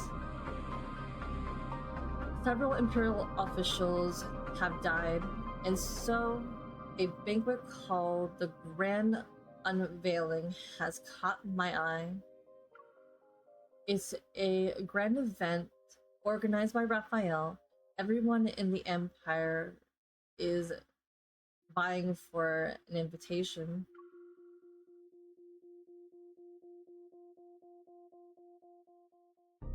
The officials who attended it experienced an episode of madness after leaving. They squandered their wealth, destroyed their reputations, wrote countless bloody confession letters, and took their own lives at the doorsteps. Oh my.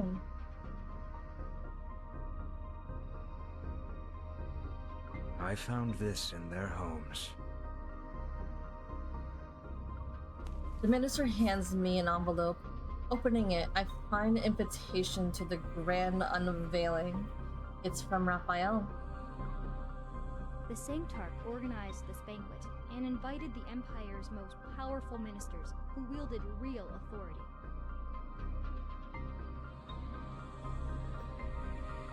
Their wealth and reputation are secondary. What matters is the armies under their command.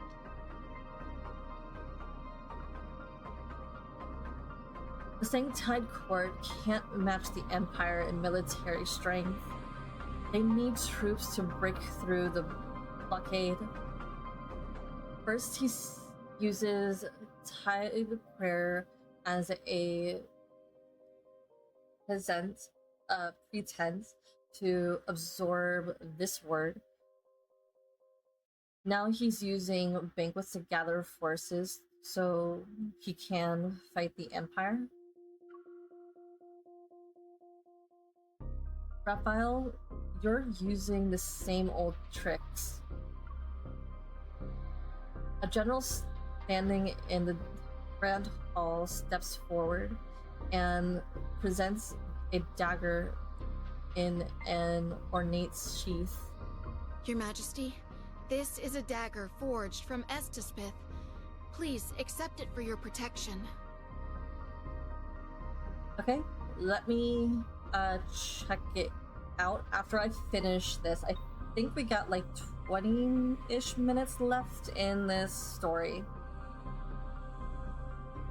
I'm saying 20-ish, but it could be less or more. The Sanctide Court shall inevitably challenge us someday. I hope you'll prioritize your safety.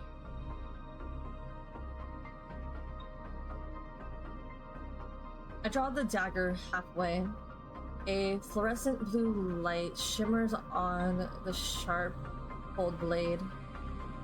Find out which official received invitations to the grand unveiling. I want to thoroughly a thorough investigation.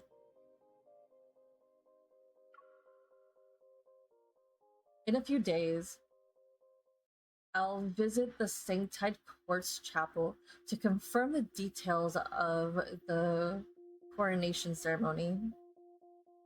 Oh, most definitely. I will love it regardless. It could be poorly made or a work of art. I will love it. Believe me, I encourage everything. I will even go like, yes, this is a lovely thing.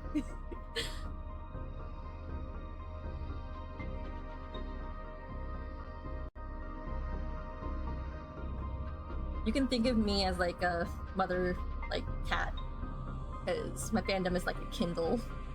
Kittens. A few days, I'll visit the Sanctide Chapel to confirm the details of the coronation ceremony. Until then, don't act rashly. It doesn't matter what happens. Alright, well, I hope you have a good rest. Dream of all the lads men that you want. And or desire. They bow and acknowledge their orders. I look down and slide the dagger back into the sheath.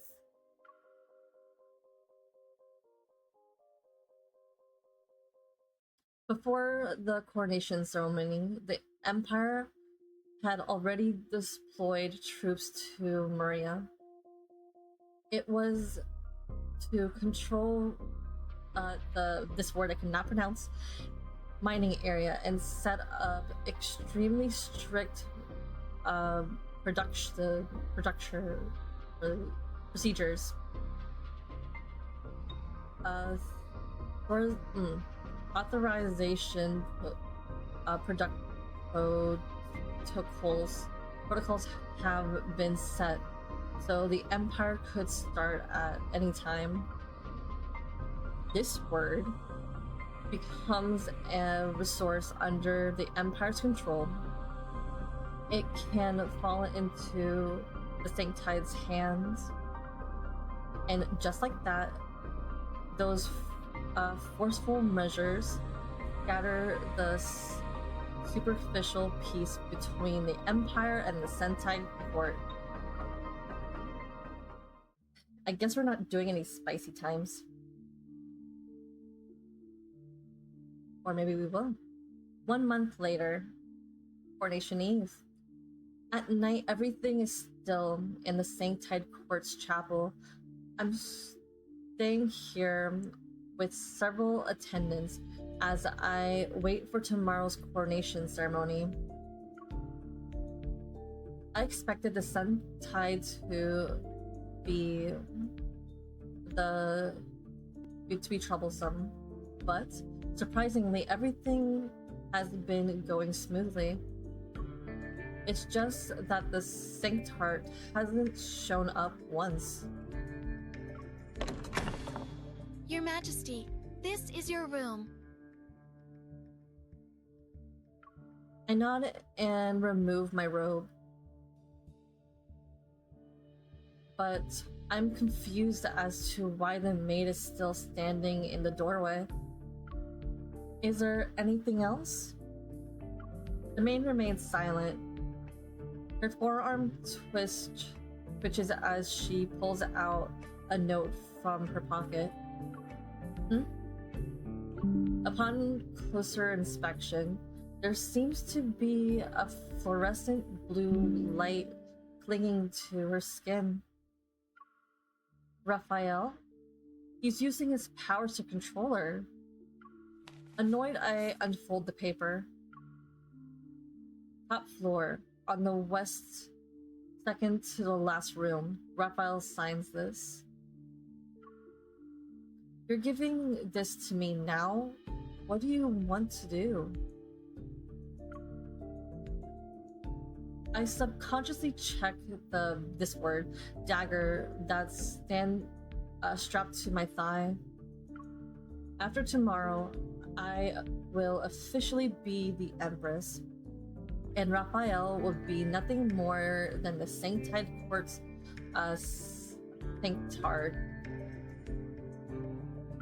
This is the last time that this will be the last night that belongs to us, two people without any identities. I will attend this meeting.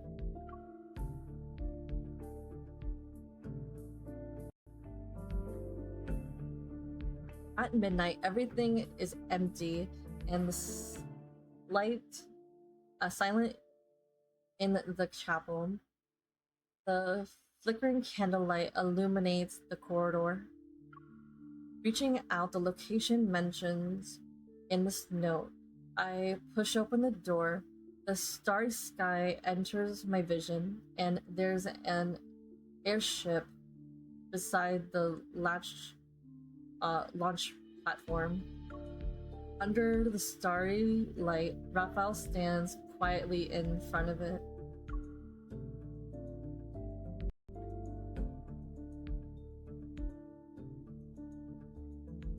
You contacted me in the middle of the night. Are you not going to tell me where we're heading?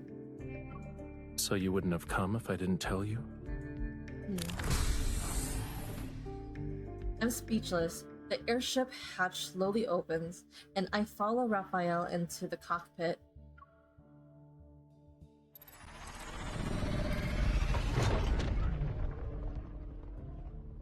The instrument glowed dimly as he skillfully. Why are we so fast? You're not even worried about the.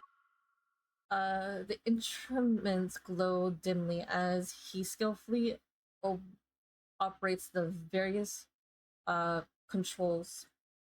The airship stirs up air. With a roar, it launches into deep space. Possibility of me kidnapping you. What? What? Raphael. On a night before the coronation, the Sanctarch takes the Empress and runs away. It doesn't sound like kidnapping. It's almost like... We're eloping?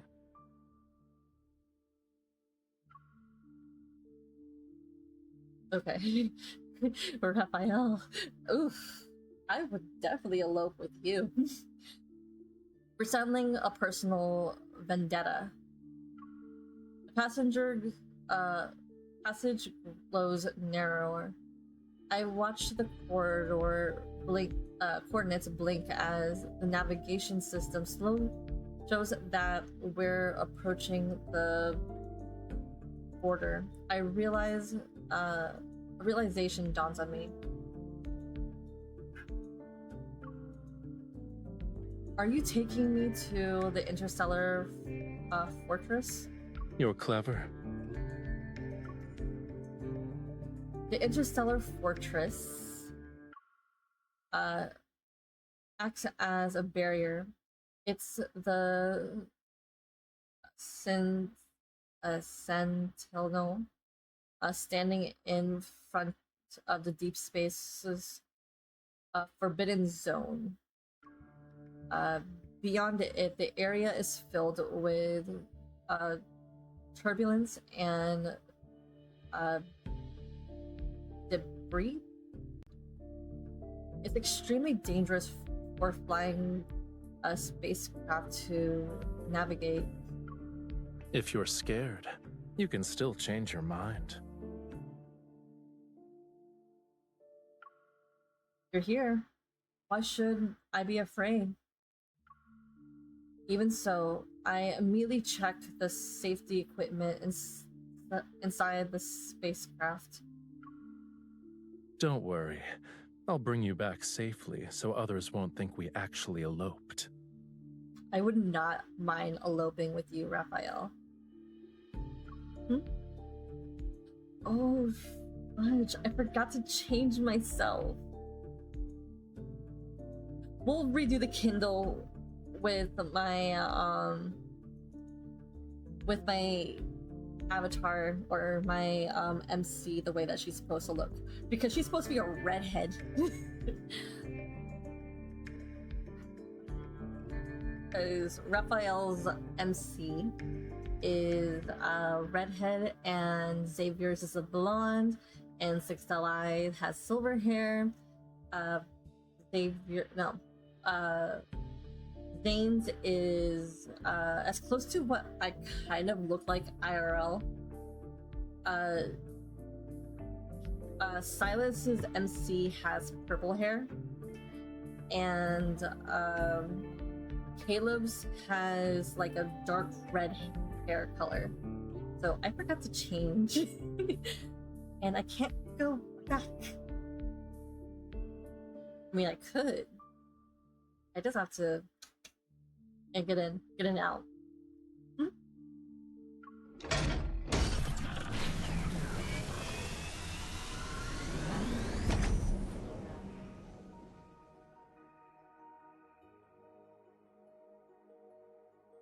The rapidly spinning propellers disappear. The dark color mist. Several towers rising towards deep space. Stands a guard over the safe barrier along.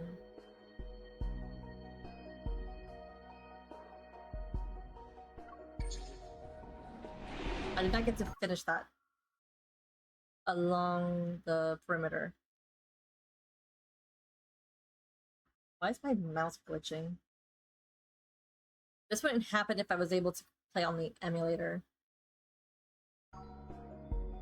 The airship enters the departure zone. Several beams of light streak across the sky, and almost transparent barrier opens up on both sides. The vast cosmos unfold before us. In the distance,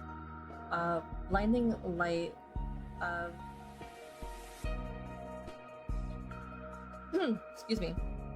In the distance, blinding light pulsates like a series of detection. Whatever.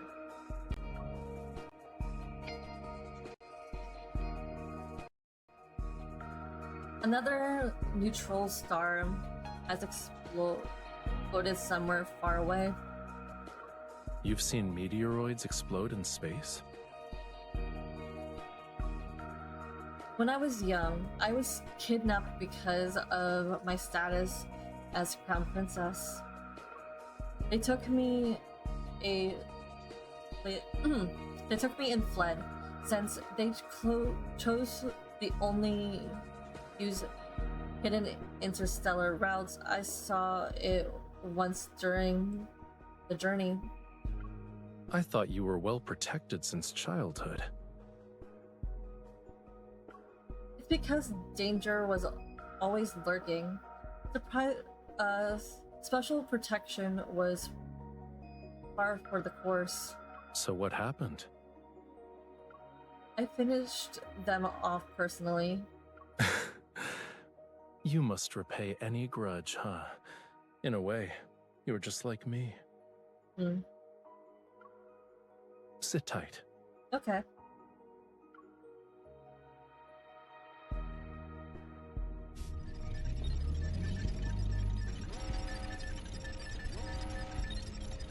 We activate the airship's distant mechanism.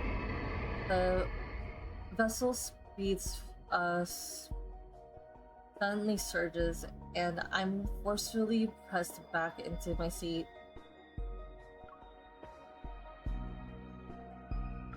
Meters of all sizes from a narrow tunnel form in a narrow tunnel. We weave through the bizarre, otherworldly scenery.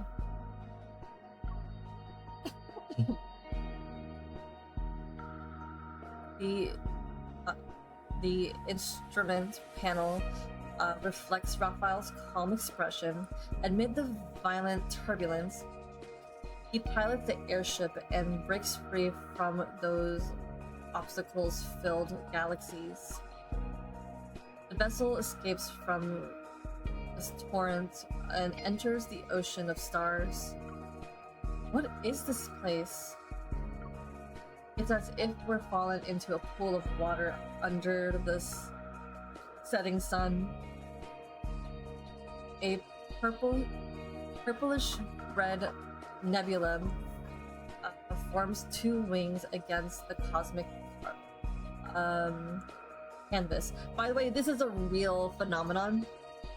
I can't really show you, but just look up the butterfly nebula.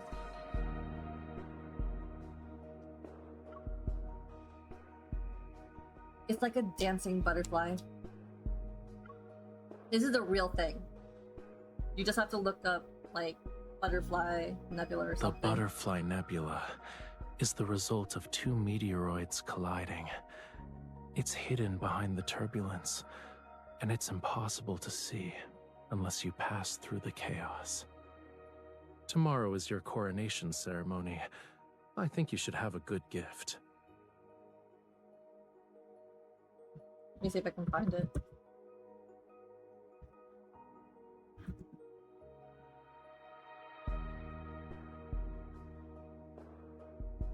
It's very pretty.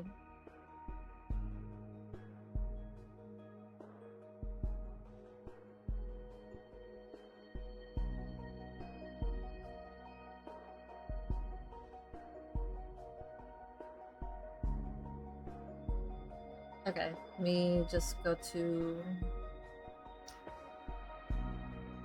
I think it's on Video React. Ignore this little thing in the corner.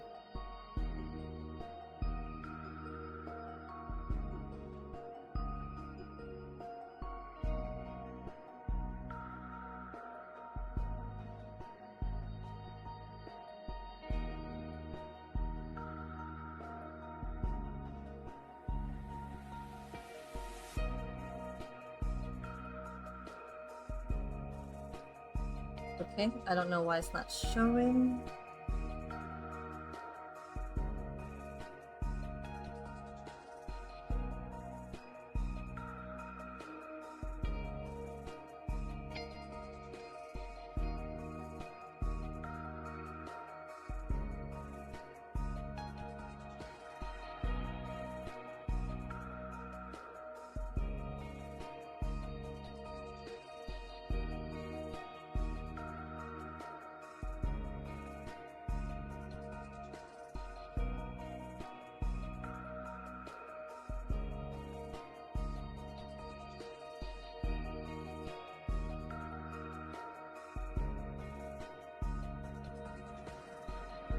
Okay, this is the Butterfly Nebula. This is actually quite pretty. If anybody was curious. But there you go. I gave you an example of what it looks like. Now back to our regular scheduled program.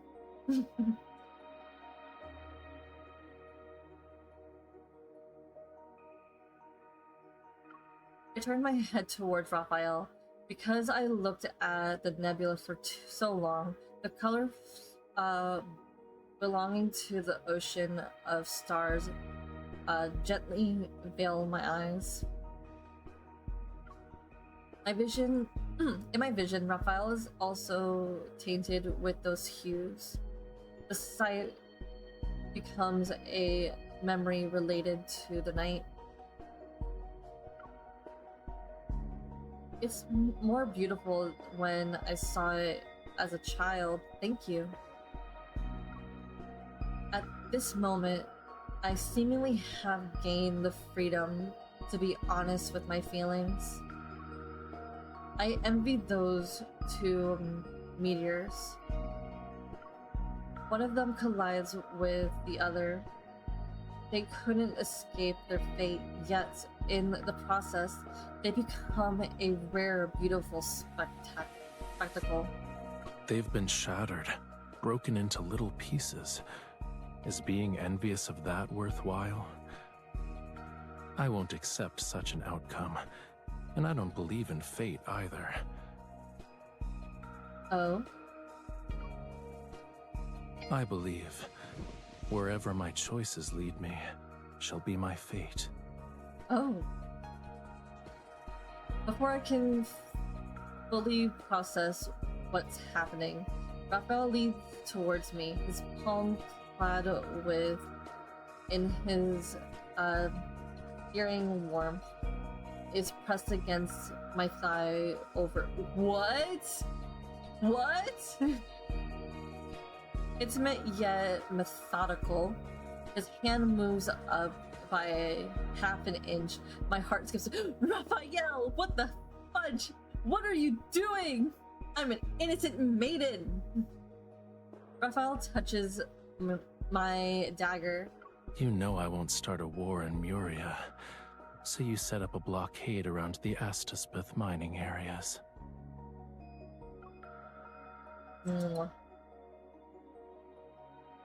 You figured it out? Many have sat on that imperial throne. I thought you'd be the same as them. In the dimly lit cockpit, our breaths mingle as Raphael moves closer. I can feel his gaze on me. Judging by his expression, I realize he's aware that I brought the dagger. He also knows where it is. You're not the first ruler who wanted to kill me. I'm not trying to kill you. But you're the first to call me by my name, and the first one to dance with me. He pushes my robe aside, but what touches me isn't Raphael's hand. It's a cold glass bottle. He tucks it under my thigh strap.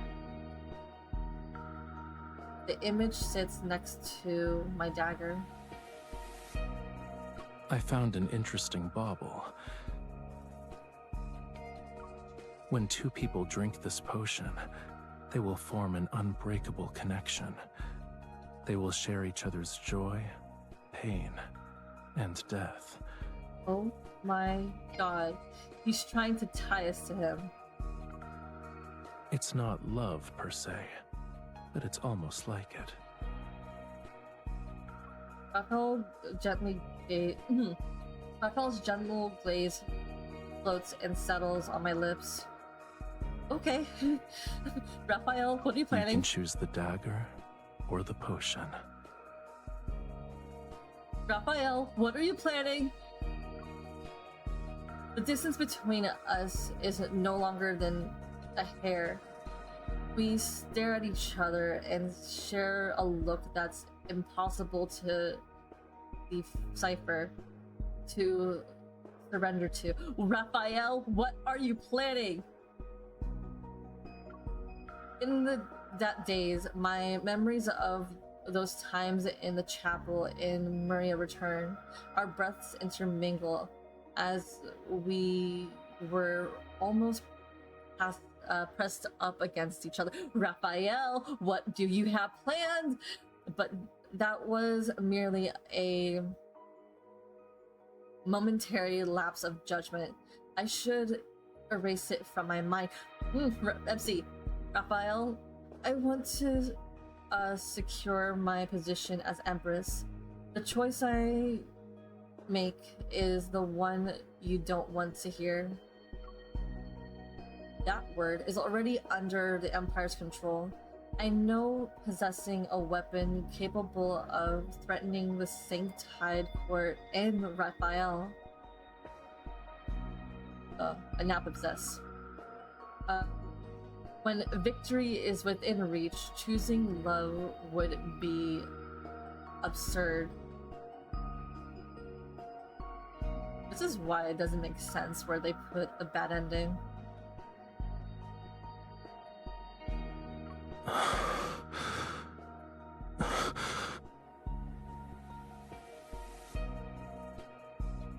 Rafayel averts his gaze and moves back to create an appropriate distance between us.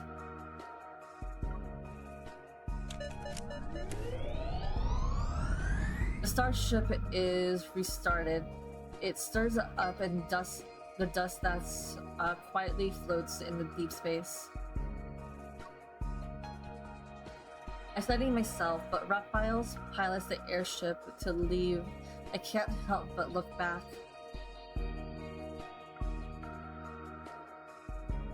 The magnificent butterfly remains as if it will never change. We who witness it, however, shall turn to the turbulent current.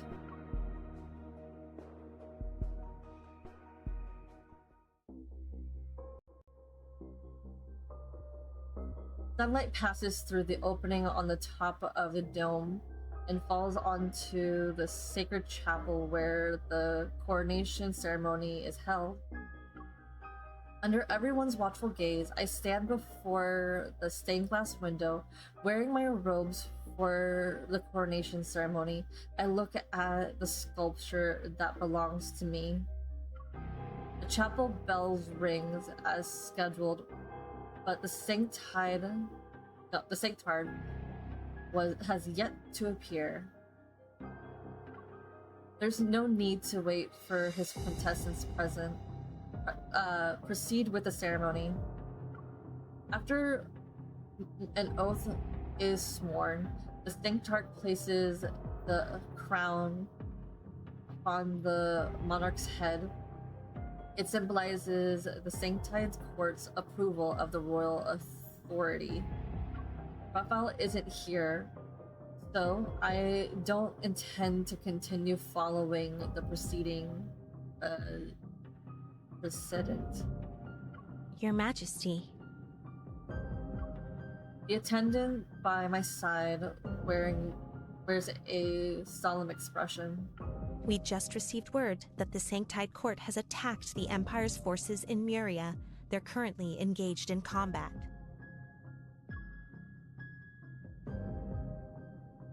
I anticipated this, but my heart still sinks when I hear the news. His quintessence, the Sanctarch, has arrived. The officiant immediately bows his head. Why are you so fast? Okay, the officiant immediately bows his head as a form of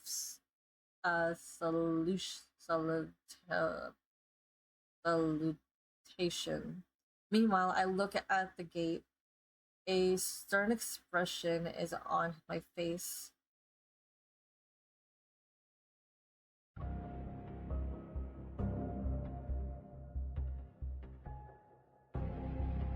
Sanctite court members surround Raphael as he enters. Today, he's wearing the most ceremonial, solemn, solemn attire. That belongs only to the Sanctard. The Sanctard must think that the process of presenting the crown to the Empress is unimportant. His quintessence has only arrived now, after all. It just so happens that I share the same sentiments. Since the Empress rules over the Empire, it's natural that the Sanctite court too not interfere. Everyone understands the meaning behind my words. The Empress doesn't need the Sanctite court's recognition. The Imperial soldiers on why are we so fast? The Imperial soldiers on the standby place, their hands on their sword in unison. The Sanctite court members assume a same stance and atmosphere before become tense.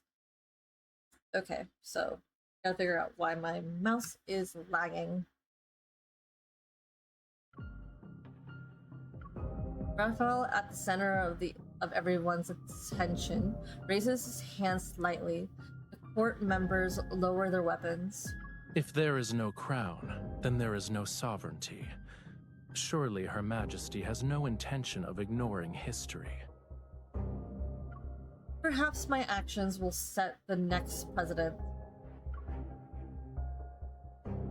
Raphael extends a hand towards me. Why are we so fast? Raphael extends a hand towards me. It's as in I'm gonna have to use my tablet again. And just when I was like getting used to the mouse.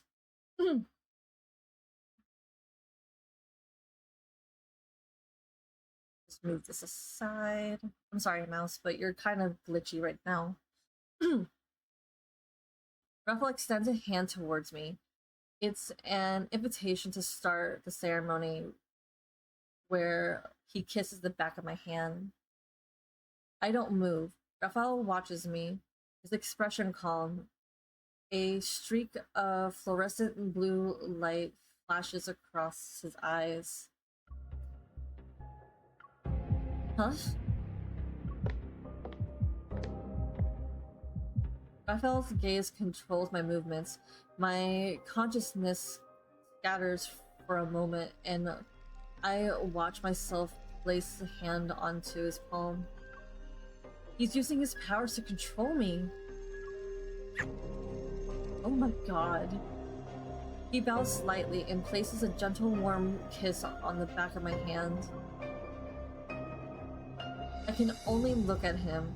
The person before me is strange and familiar. His kiss on the back of my hand overlaps with the memory of our time on Maria. Cameron and Raphael's time has ended. All that remains is the Empress and the Sanctard. On behalf of the Sanctite Court, I shall bless the new Empress. The Sanctite Court shall continue to work with the Empire to establish legitimacy in the Alor Galaxy.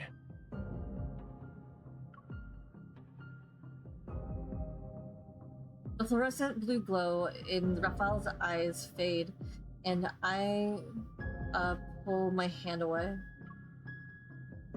I've also been waiting for this day for a long time. He pauses for a moment. He pauses for almost imperceptible.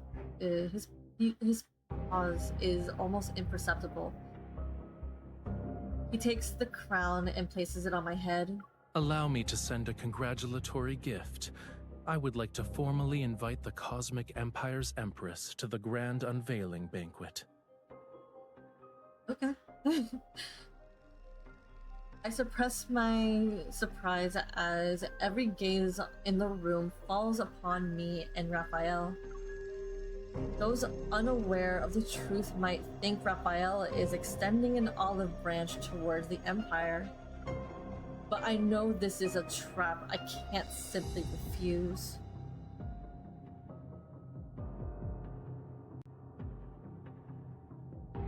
Once the ceremony has ended, the statue of me returns to the palace. Your Majesty, where would you like to place your sculpture? The sunset glows faintly through the window and on both sides of the courtyard. Like gauzes. It covers the statue's face. I trace my eyes with my fingers and wonder how long it took Raphael to carve this. I don't want the sculpture. I draw the dagger. Oh, damn. I draw the dagger meant for Raphael from my thigh strap and viciously stab the statue. The stone cracks from where the blade was plunged. Tiny fragments tumble down. Destroy it. I pull the dagger out and use more force compared to when I stabbed the statue.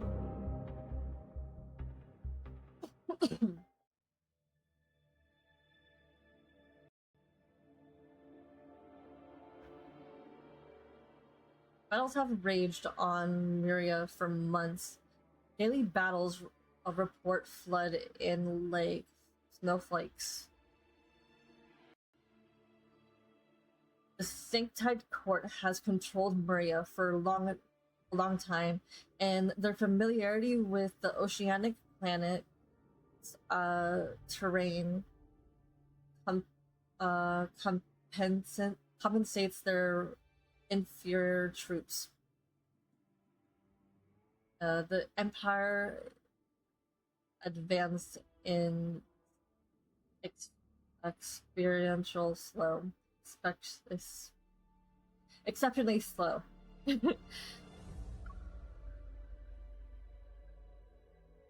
Igniting a war is merely a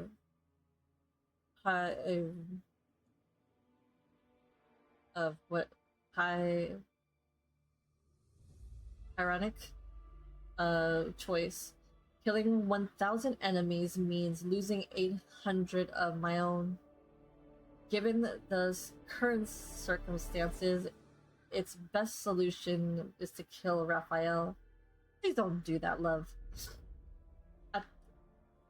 At first, I'm reluctant about the banquet, but after some careful consideration, this seems to be the perfect opportunity. I shall use this chance to figure out what Raphael's intended to accomplish with this death banquet. So I attend the event.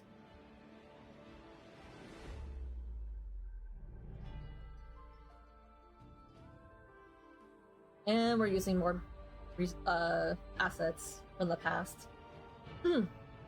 The starship hosting the banquet floats quietly in the cosmos, and forced to remain hidden nearby the provided support of the moment's notice.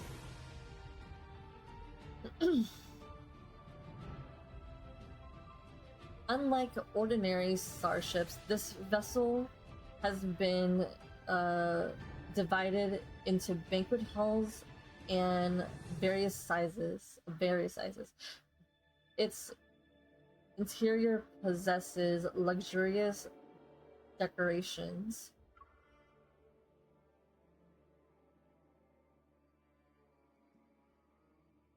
The quiet corridor is seemingly endless. The Sanctide Court members walk ahead and lead me into the banquet hall located on the starship's innermost depths. His quintessence is waiting for you inside. Inside, there's only one lit lamp above the center of the long table. Across the dark red curtains, shadows dance with the swaying candlelight. Why is there candles? No, forget it. There's no point in questioning, like, this nonsense. Raphael sits on the side of the long table. Next to him is the wine glass that's half filled. It's as if he's been waiting for quite some time.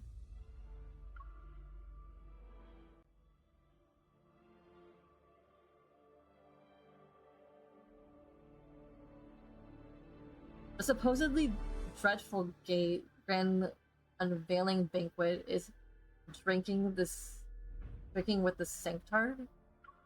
I wouldn't say it's the grand unveiling banquet. I prefer to think of it as a private invitation.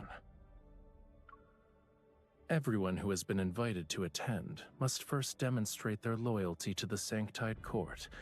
You're the only exception. But the guests are people from the Empire. Raphael raises his hand slightly, and the red curtain beside the table are opened.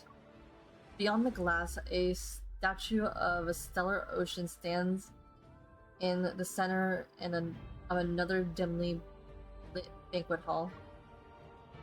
Boxes of gold, silver, and jewels lie at the foot of the statue. There's excuse me. There's scattered reflection of fragmenting solemn lines until they're barely recognizable. Some imperial ministers are devoutly reciting prayers for the statue. I didn't force them to do anything. I told them to attend the banquet and offer their most prized possessions. Then, they can gain the Sanctide Court's favor. Once the war in Muria ends, they can become members of the Sanctide Court. They'll possess a status that's far more superior to an imperial citizen's. The people of the Empire might revere them.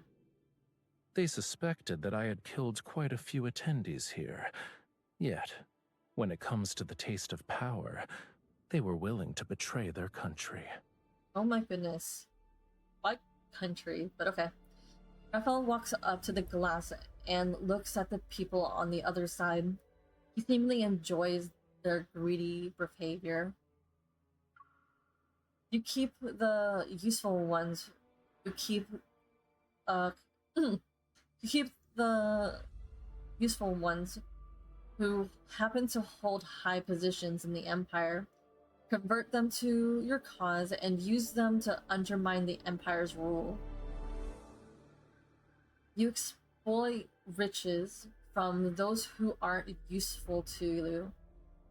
Your tactics are more ruthless than actual warfare. He turns, picks up the wine glass. Why are we so Since fast? This is and hands it to me.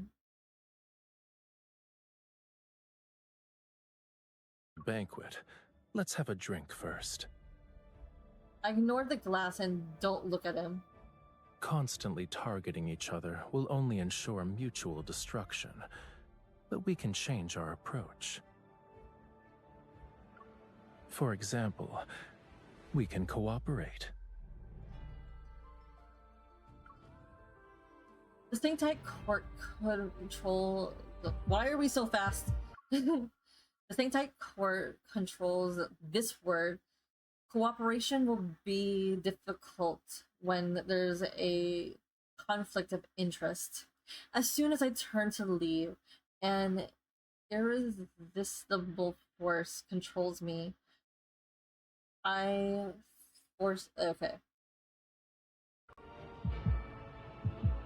A fluorescent blue rays in Raphael's pupil. You. My people are outside, Raphael. No one wants to see a fight to the death. If anything, I'm your best choice. My sincerity is eliminating traitors in their quest for power. Do you actually need those who forsake the Empire for small favors? I watch Raphael pick up the glass. I drain it in one go. Oh, I watch myself pick up the glass and drain it in one go. Everything seems to become hazy. I can't even clearly see what's in front of me. There was something in the wine.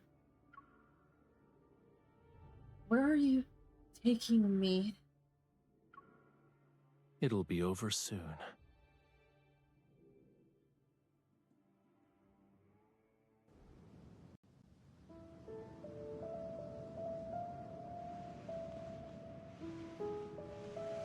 Welcome to my private domain, Your Majesty.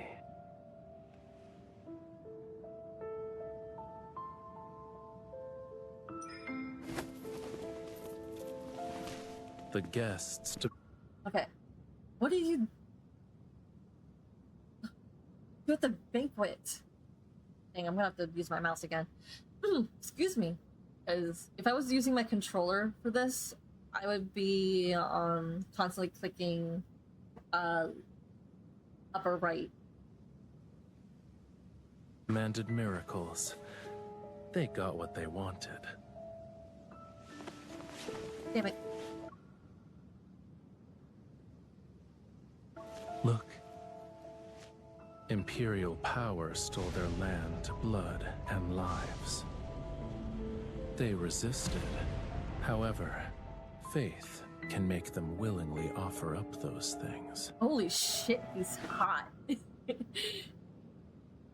Damn. He looks hot. Damn it.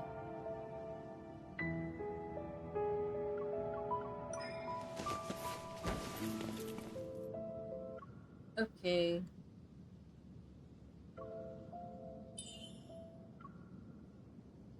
Don't forget, your faith was built upon my territory.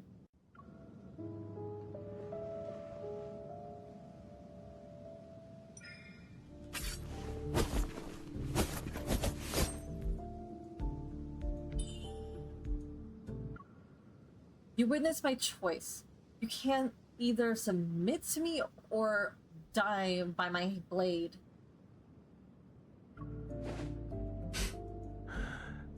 Will my death benefit you? Killing me would be the worst choice.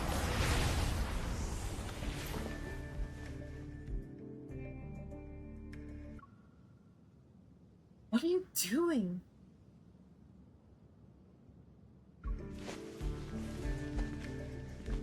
Try it. I don't mind.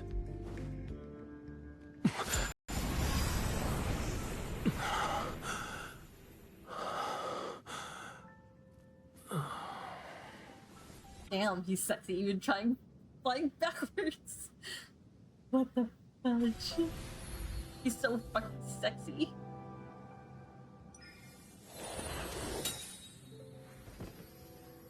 Damn his illusions. Wait. I didn't mean to.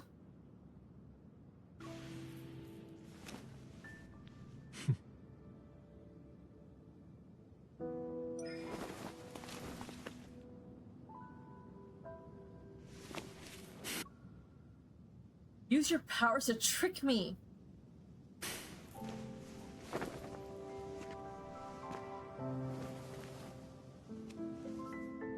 I let you see your own heart, didn't I?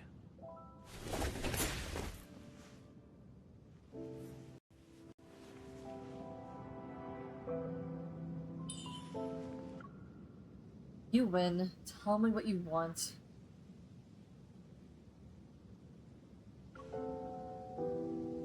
To make me submit, you need more than power.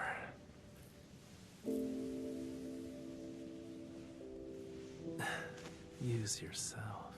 Oh my lord. Hello. Hi, I'm your wife from another world. Can you please just take me now? Love you, Rafayel. Jesus, man. If you want me, then you have to give yourself to me too.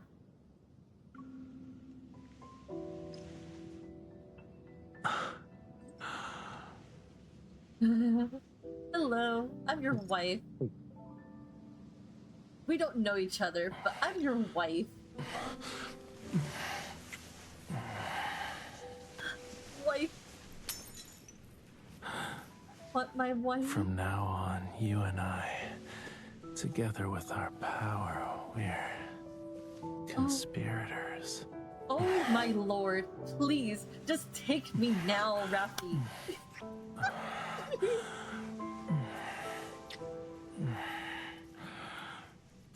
Oh, je t'aime, mon amour.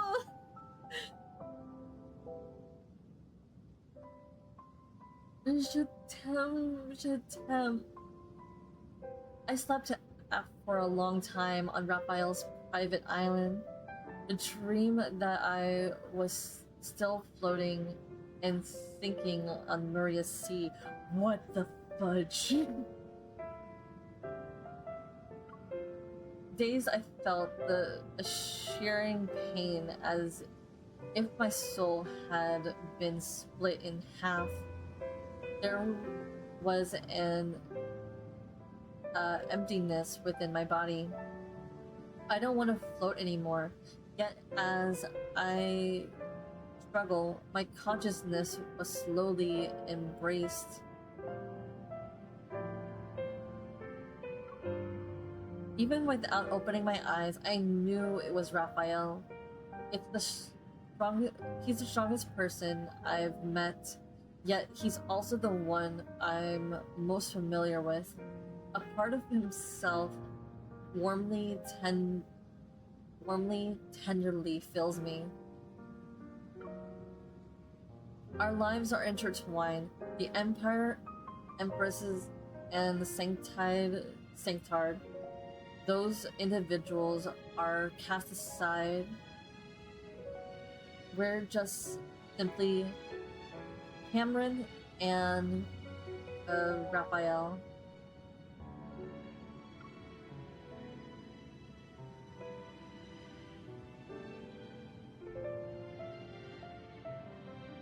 When I wake up, I feel like I've emerged from seawater. There's not a single ounce of strength left in my body. The morning light in the cosmos is more tranquil than the water's surface. It streams in through the porthole and to quietly announce the arrival of dawn. Raphael holds me and he relaxes his grip once he sees I'm awake. I remember what you said to me when we were in the Murian chapel. It's time. You were referring to the time that belonged to Raphael and Cameron. I raise my hand and my fingers caress Raphael's cheek. From this point on, you were no longer Raphael to me. You were only the Sanctide Court's Sanctard. Actually, I was wondering if the time that belonged to Raphael and you could last forever. So forget what I said. I didn't mean it. What? Raphael lowers his gaze. Only now is he honest with his emotions. His words return to me. Maybe opponents who are evenly matched can be granted big conspirators.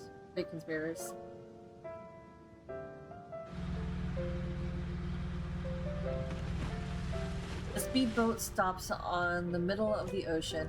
Raphael holds my hand and he gently, as he guides me to jump onto the deep sea. What the heck is going on? We return to where I once discovered Raphael. That word, drifting like butterflies in the water. They sway with the current. When I was little, I almost drowned. But that experience allowed me to discover the mysterious connection between my body and Astaspith. I can harness its energy to do some unexpected things. Raphael closes his eyes and the Astaspith seems to have sensed his presence. They transform into slender currents. Conduit, whatever, that channels energy into his body. During tide prayer, the energy in my body is almost depleted, so I need to return to Muria's seas every year. I'll be slightly weaker than usual on that day. Raphael takes my hand and that word follows him to surround me. A cool sensation surges into my chest. I think I can feel the power you mentioned, Raphael. I've absorbed this word. Does this mean I can control others? I give it a try. Raphael, kiss me. Surprised for less than half a second, Raphael understood, smiles, and approaches me. You can't test your newfound skill on me, even if I'm not being controlled by you. Oh, my lord. He caresses my cheek, then his lips are pressed against mine. There's only warmth in the cold seawater. I'd still do it. Yes, you would. Hello, I'm your wife from another world. Can you please come home? Oh wait, you did so many times.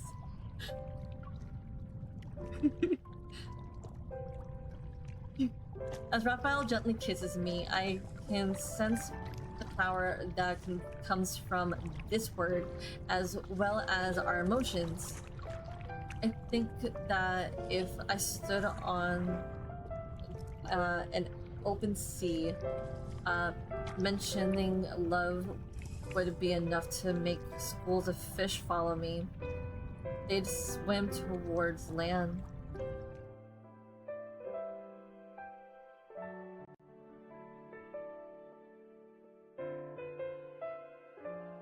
I had no intention of using warfare as a long-term strategy.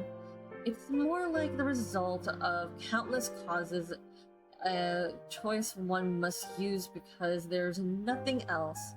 But fortunately, it's not the end.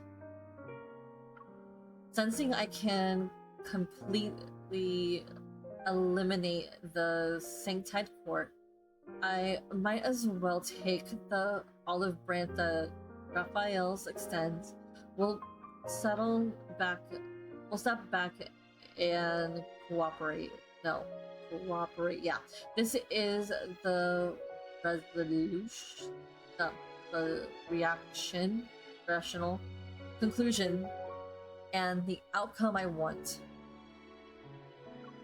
After discussing it with the ministers, the Empire and the Sanctified Court agreed to a ceasefire in Maria. In exchange, the Sanctified Court and the Empire's fiery divided the mining rights for this word and clarified their respective interstellar authorities. For centuries, the power struggle between the Sanctified Court and the Empire has ebbed and flowed, but in this era, it has subsided temporarily.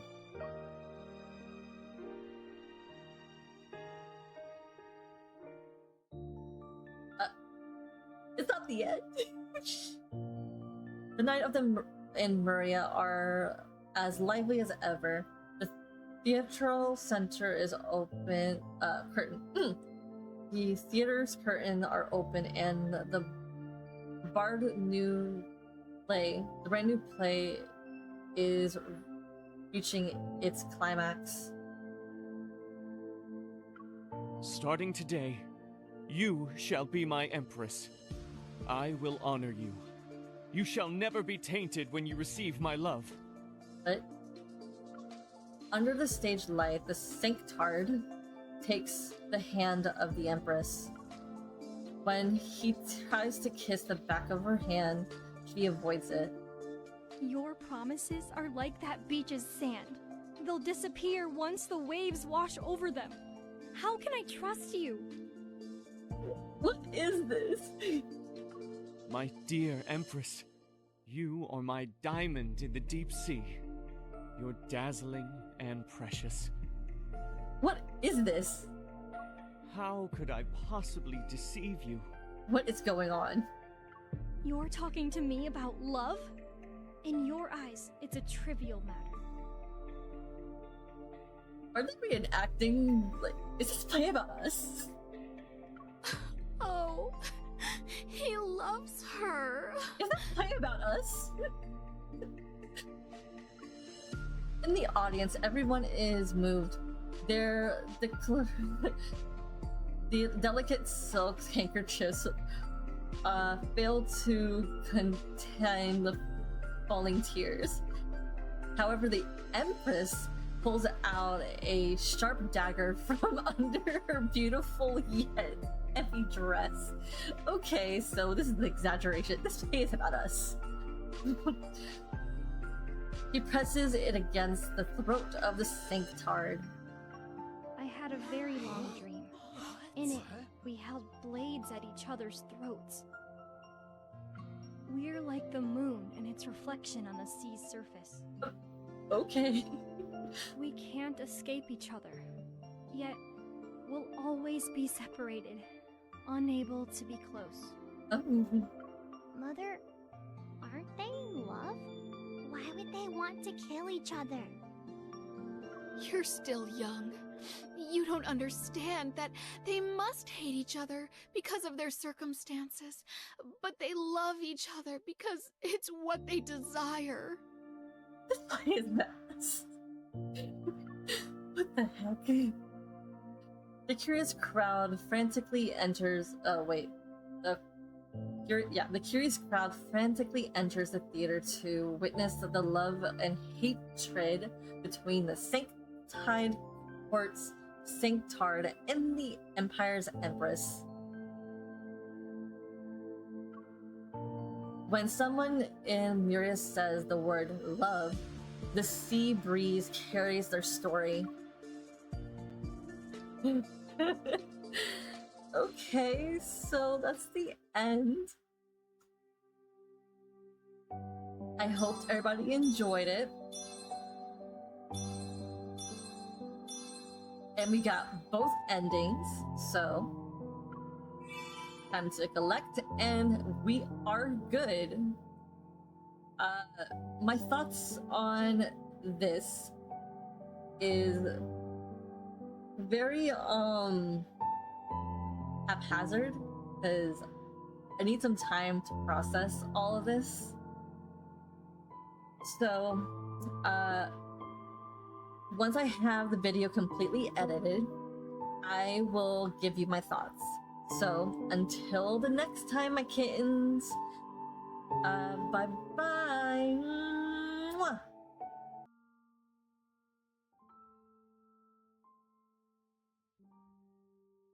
All right.